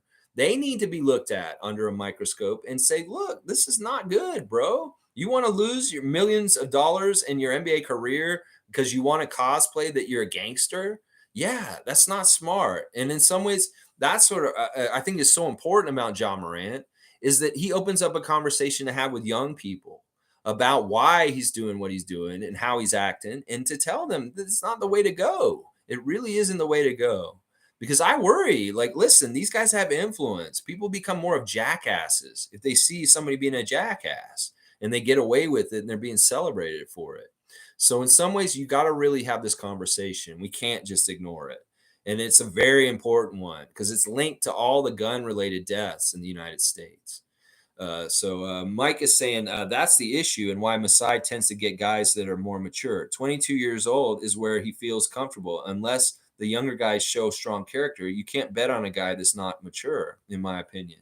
Yeah, that's tough. It's tough to suss out. If you can get an older, wiser, young person, that's good. Scottie is very young to be on our team. He's been the youngest player on our team for a couple of years now. Even this year, he was the youngest player on our team as a second-year player. And in some ways, he's the exception, like Mike is saying, that in some ways we knew his character and his astuteness, his IQ is really good and that he can be smart and reasoned with. In some ways, Scottie could easily fall into this stuff like Ja Morant's in. And so I've seen him romanticize drill ops music on his channel last summer. I worried about this. Some of the lingo, like you want that smoke, you want that smoke. Well, where does that come from? That comes from people saying, you want that smoke? I'm going to come over to your house and shoot you on your porch and give you that smoke. The smoke is from the gun. So, that's what I'm saying is it's very important that you do character analyze your young draft picks and understand, well, are they knuckleheads or not? And Scottie wasn't a knucklehead. And that's why they say, green light on Scottie Wayne Barnes and getting him on the Raptors because he's a young person that has a good head on his shoulder. He's smart. And he is less likely to fall into some of the pitfalls that maybe some of the other really good, talented young NBA prospects are coming up will. And that's that. I think that's right, Mike. That's very true about our front office. Shir Khan saying they were also letting them play for the most part in the game, especially that one dunk through contact for Jakob, the elbow in the face for Koloko, and most of the contact on SGA. Balance calls on both sides. Well, that breakaway dunk when Jakob got the feed from Scottie and he throwed down the hammer, that was a foul. And he should have gotten and one on that. They missed that call. You saw Jakob hit the ground. Jalen hit him. Jalen Williams hit him in the air. And that's very dangerous. And in some ways, that was another missed call by that shitty ass ref crew last night. They were good for the most part. They could have been way worse, honestly. They could have been assholes. But no, they were just kind of missing some calls and doing some shitty shit. But for the most part, it didn't matter. But yeah, that was another foul that they should have called when Jakob hit that dunk in transition. That was such a badass dunk, too. I love seeing that because you don't see Jakob going full stride and like one-handed, like attack the rim like that. That's a different kind of dunk for him. Very much, usually he's a two-handed dunker kind of guy. But him going in transition and stride like that was really impressive. And I love that dunk so much. It made the bench get crazy. And Koloko, if you saw him after that dunk, you could see him pleading with the refs, where's the foul? They reverted to the bench, and some of them were like going, oh, but Koloko was like, where's the foul? He was like complaining to the ref right after that play because he saw Jakob get hit and put on the ground, and he wanted the N1 for his teammate. So I thought that was pretty interesting. But yeah, there was contact on SGA they didn't call too. So there was stuff on both ends. In some ways, it evened out. So I agree with Shirkan. Infamous is saying, I think playing Slim Dunk at 2 would be an interesting experiment. That might be pushing it. Because then, being at the 2 kind of calls for some ball handling duties. And every time Chris brings the ball up the court, I am basically like, please don't lose the ball. Please don't lose the ball. Please don't lose the ball. I get real worried when he's in any kind of transition opportunities to bring the ball up the court. Like, I know he's pretty good, and he did a lot of it at 905, and he was fantastic in transition attacking the rim. But in some ways, on the main roster level, him bringing the ball across the court is like scary to me. I'm always expecting somebody to just come and steal it from him because of his dribble. But yeah, that's funny. Him at 2, that might be pushing it. Let's try and get him at 3 first. And then maybe we'll look at it. He's got to shoot the threes way better, though, if he's going to do that. He shoots pretty good, but he could shoot even better. Mike saying Boucher is starting to get the green light to bring the ball up sometimes. I was just talking about that. It's a work in progress, but him full speed down the court is effective when we screen a guy to open the lane for him. W dunks. Yeah, I can see that being fun. And we've seen him kind of have some monster ducks in the last month or so, but I don't like this. I think we have so many other guys that can do it. It's not totally necessary to make him a ball handler. And in fact, I don't want to go through the trial and error of him causing turnovers and trying to establish this in some ways, because I don't think it's that necessary. And also in some ways, it's like, what's the point? Really? Seriously? I mean, I don't like it. Let's just put it that way. I don't think Chris should be bringing the ball up the court. It's just not a good look. Dr. Good Vibes is saying maybe SGA will do like Kawhi Leonard and say, I want to go home. Hey, yeah, maybe that is the natural inverse, the yin to the yang of Kawhi and Uncle Dennis saying they want to go home. Well, maybe we'll get somebody that'll say they want to go home someday to Toronto. Maybe it'll be Jamal Murray. Maybe it'll be SGA. Who knows? We have some good candidates that are hometown guys at this point. Monique is saying, Lex, I don't have a picture with Ryan Hawkins, just 20, 30 minutes. So you just got to hang out with Ryan Hawkins for a little while, but you didn't get a picture with him. Oh, that's too bad. He seems like a really nice, down-to-earth guy. He's been really solid for the 905 of what they've asked of him. He's bounced between the bench and starting. And, he's good for a couple of threes here and there and stuff like that. But for the most part, he's limited by certain things with his ability, but he's making the most of it and getting as high and far as he can with his ability in the G League and things like that. I don't ever expect him to make the NBA, unfortunately. That's just the sad truth. But he seems like a really nice guy. Logical saying the Raptors are Canada's team based in Toronto, but 905 should be nationwide thing. Could increase the talent wanting to come to the 905 based on exposure, in my opinion. It's a smart decision in my eyes.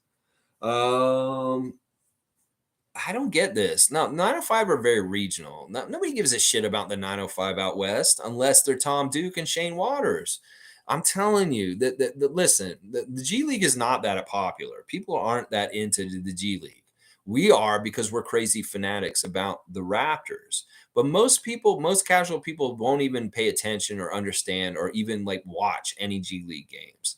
The G League are not like a national team. They just aren't. I'm sorry. The Raptors can be, but the 905 are not.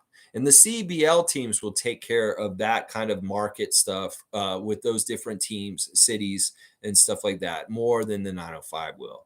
Getting talent for the 905 from Canada, okay. There is a young man that's on the 905 right now named Williams, who's from the city of Toronto, and I like that. But for overall, that's not how the G League works, Mike.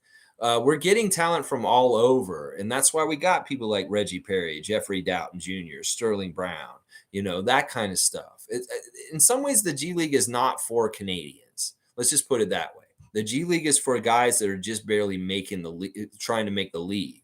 And in some ways, there will be a percentage of natural Canadians involved, but for the most part, no. This is like, I'm not seeing the connection here. I'm not maybe totally understanding your point, but the 905 not going to be a national thing ever. Trust me. People in every little nook and cranny of Canada don't even know the 905 exists. How about that? Let's just put it that way. Cool Cat saying, I work a 9 to 5, so it's hard to get there super early. Yeah, that's what I remember from the time before. The earliest is like 7 p.m. At the 100 level, I get folks to join in the chants with me for the last 2 games. Non-basketball fans are so timid. You go, Cool Cat. I knew you were doing that. And that's where they need to be more loud, is on the 100 level. The 300 level is badass and full of the real ones. But on the downstairs, that is where we get the kind of like pretentious people, the people that are just there to be seen, the people that may not be totally invested Raptor fans, and they're just kind of hanging out or want to be at an event or something like that because they have money and they can spend the money and be down there. That's why the 100 level is the level that needs to be roused up a little bit better. And the other thing that the 100 level needs to do better is get back to their seats for the third quarter. So often that the empty seats at the beginning of the third quarter piss me off. And you know that they put that countdown on the clock. Dun, dun, dun, dun. Because they're telling y'all to get back to your seats. That's why that countdown's going down to start up the third quarter. That is your warning to get out of that bathroom and get back to your seat.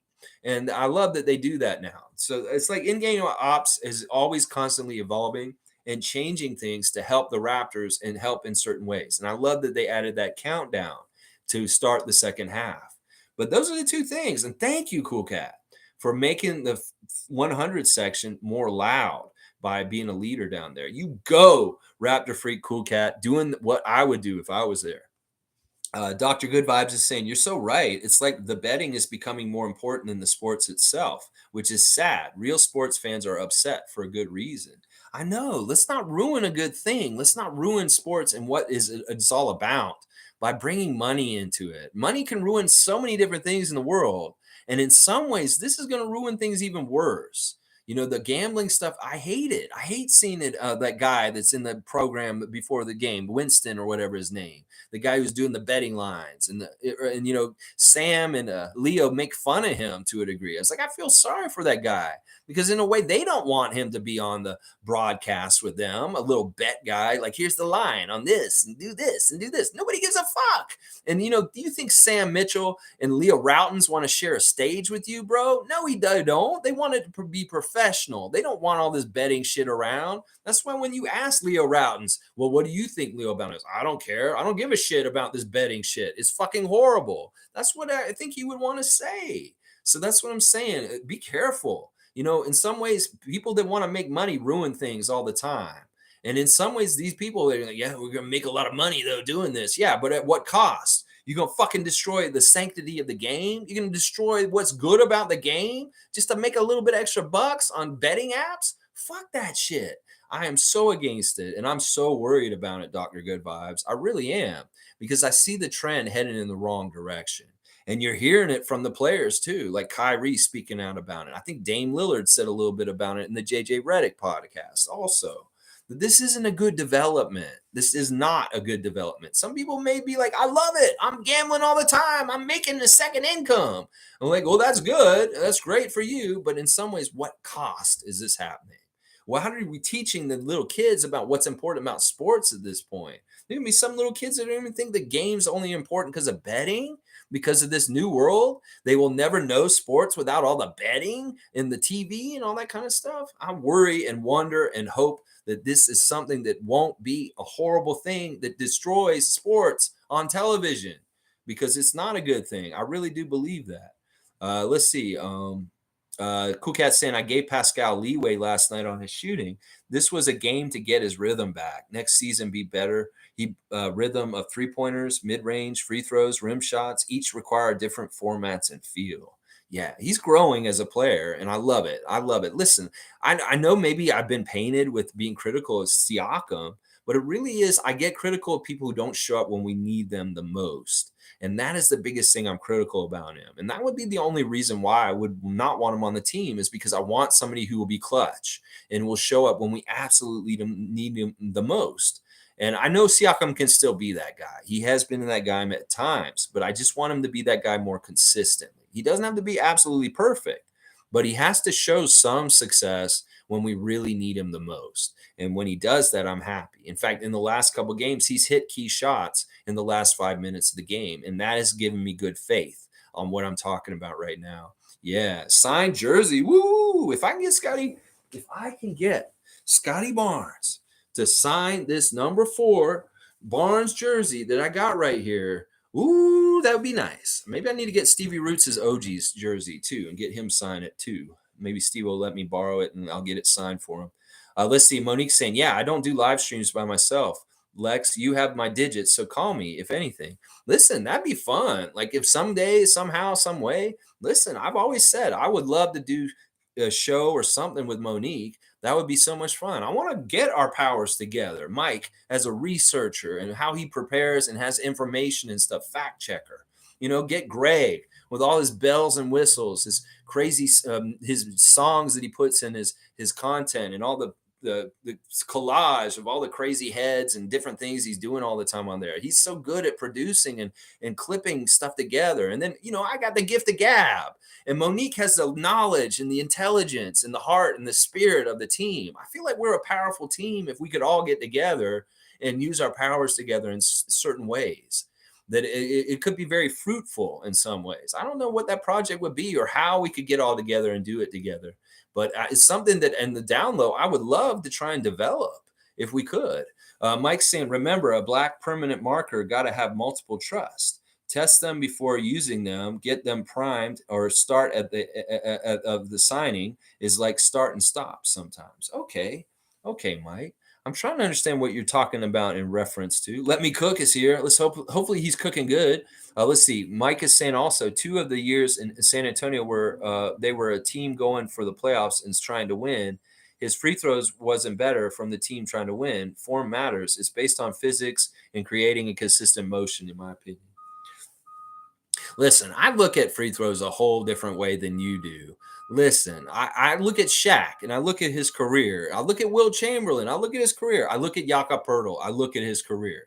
Sure, there's a range of variance, and he may have a really good streak of shooting very good free throws for a while. But ultimately, he's going to come down near his average overall every single time. Sure, he can change the mechanics. He can change this. He can change that. But he's a bad free throw shooter. He's going to be a bad free throw shooter for the rest of his career. If he gets better at free throws, then I'll eat my words. But I really don't see it, Mike. I mean, I want him to shoot better. I'm not against it. It's just that I know how it's been historically with bad free throw shooters in the NBA. They have good periods of time, but overall, they're still the shitty, bad free throw shooter they've always been. And I mean, more power to him if he's trying to get the mechanics right.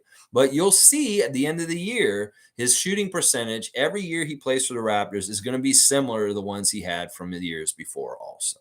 It's just how it goes. Country Kong saying, good morning, good afternoon, Raptor. Oh, it is afternoon now. Good afternoon, Raptor freaks. What a terrific game we saw last night. An all around and well-balanced effort from our guys. Have we found the winning recipe? I thought Nurse made amazing rotations. I really like how he, once again, is not throwing the bench in the deep end by throwing a whole bunch of them all out there at the same time. Now, what he's doing now is he'll play like 3 of the bench, but it'll be with like Pascal and Fred. So they have really steady, good leaders out there to bail them out and if they're in trouble. And like one of the 3 bench guys will always be Gary. And Gary really is like a starter, like type minutes at this point still, even though he's technically coming off the bench. He's getting starter minutes. So in some ways, he doesn't really count as being another bench guy out there. So I do like the rotations recently too, Country Kong, and I do feel like we have somewhat of a winning recipe as far as like how we're handling the rotations, how we're handling the more egalitarian approach to our offense, as Eric Kareem put it, more equal. And yeah, this is a good formula, and we should continue to try and duplicate it. Mike's saying it's harder to develop a shot later in the player's life, but it's possible if the player puts the extra work on the proper techniques. But there are outliers that create consistency out of form. Okay, Mike. All right. All right. I'm going to try and believe you. Paul B saying Poeltl making his free throws was such a good look. Yeah. Yeah. I want him to make them. And he's more concentrating. And like I said, he really wants to make them more now. I really do think that's a factor. Mike saying increase the bench's options in part of trying to expand the role of Boucher. He has shown something there in the front office feel there's reward in testing it to get the bench more deadly. Okay, I'm not totally understanding that, but you didn't really get my 905 point, but you had a great point nevertheless, Lex. It's all good. I need to maybe develop how I explain what I meant there with the 905. The point isn't important though at the moment. Yeah, maybe you just need to elaborate. Once again, Mike, I don't feel like this does you justice because there's not enough characters, and honestly, it's just like on your content. You really run on and tell a lot all at once and dump a lot. If you could be more concise and clear and just kind of like stick to your point and not meander all over the place and kind of go into this and this, that's what makes it muddled and confused. You've got to really learn how to be more concise and really make your point and just make it. And that's it. And because there's a lot of extra writing in some of your comments that just make it more muddled and more confusing for me to understand what exactly you're trying to say. In fact, maybe one of the things you need to do is like on one comment, just have one subject. Because sometimes you're writing like 3 or 4 comments in one of your posts in here, and it's too much. Like you're all over the place and you're kind of changing subjects really quickly within one statement on there. I don't know. Once again, these are just little things just to make it more clear what you're trying to get across to me. And yeah. All right, let's see. Let me cook saying optimistic Raptors freak salute. How do you rank Embiid, Jokic, and Giannis in the MVP race right now? Thanks. All right, let me cook. I'll let you cook. Right now, I do have Embiid above Jokic. I mean, we just saw Jokic, and he didn't impress me. But in some ways, I hate Embiid. So maybe I want to go with Giannis. I don't know. In some ways, I'd rather pick Giannis or Embiid over Jokic at this point, for sure. Now, I don't necessarily want to give it to Joel. I have to see him again. We're going to play Philly again one more time before the end of the season. I want to see where he's at. And I'll look at where Giannis is at. I really do kind of base them on what I see when we play them. And I'm not really listening to all the noise and all the other stuff they're doing around the league. I'll look at them and assess them against us and see how they're doing. And then maybe I'll make the decision. But for me right now, the choice is between Embiid and Giannis. And I'm not even thinking about Jokic at this point. Not that I get a vote or anything, but you asked me for my opinion. And I feel like it should either go to Joel or Giannis, with me leaning more towards probably Giannis. Partly because the record's way better. And in some ways, Giannis just deserves more MVPs. He really does. David's saying Jokic first, Giannis second, and David's put Embiid at number 233. I'm giving David a dunk. I'm giving David a dunk for that one. Because see, look, David can be very mean and negative, but when he is actually using his forces for good, I love it. So I'm going to give him a dunk for ranking Joel Embiid at number 233. Very good. And he's give us some reasoning. Embiid will for sure get awarded the slowest and stupidest player on the court award this year, though. So no worries. He will get the accolades he deserves. Number 0. David is such a hater towards Embiid, and I'm here for it. I'm with him. I hate him just as much as David does. And when David talks about Joel Embiid, he speaks for me. How about that? I'm going to give him that license. On that subject specifically, if David has something to say about Joel Embiid, I'll double down with him on it. Whatever it is, I don't care. Carte blanche. He can say whatever he wants about Joel Embiid. I am going to get on the same train with him. All right, last comment that I see here right now. That's a pretty interesting idea to team up. The marker comment is to bring them to the game and test them before they are to be used. Test them before the end of the game and prime the sponge part. Okay, so you're getting into a weird, like, you're using an analogy, but it's not one in my head that I can easily suss out. to make the meaning of it. Sometimes you got to be really baby me, Mike. You're like really on a higher level of like playing a thought. And some of it may be half in your brain and not totally in the words that you're typing out.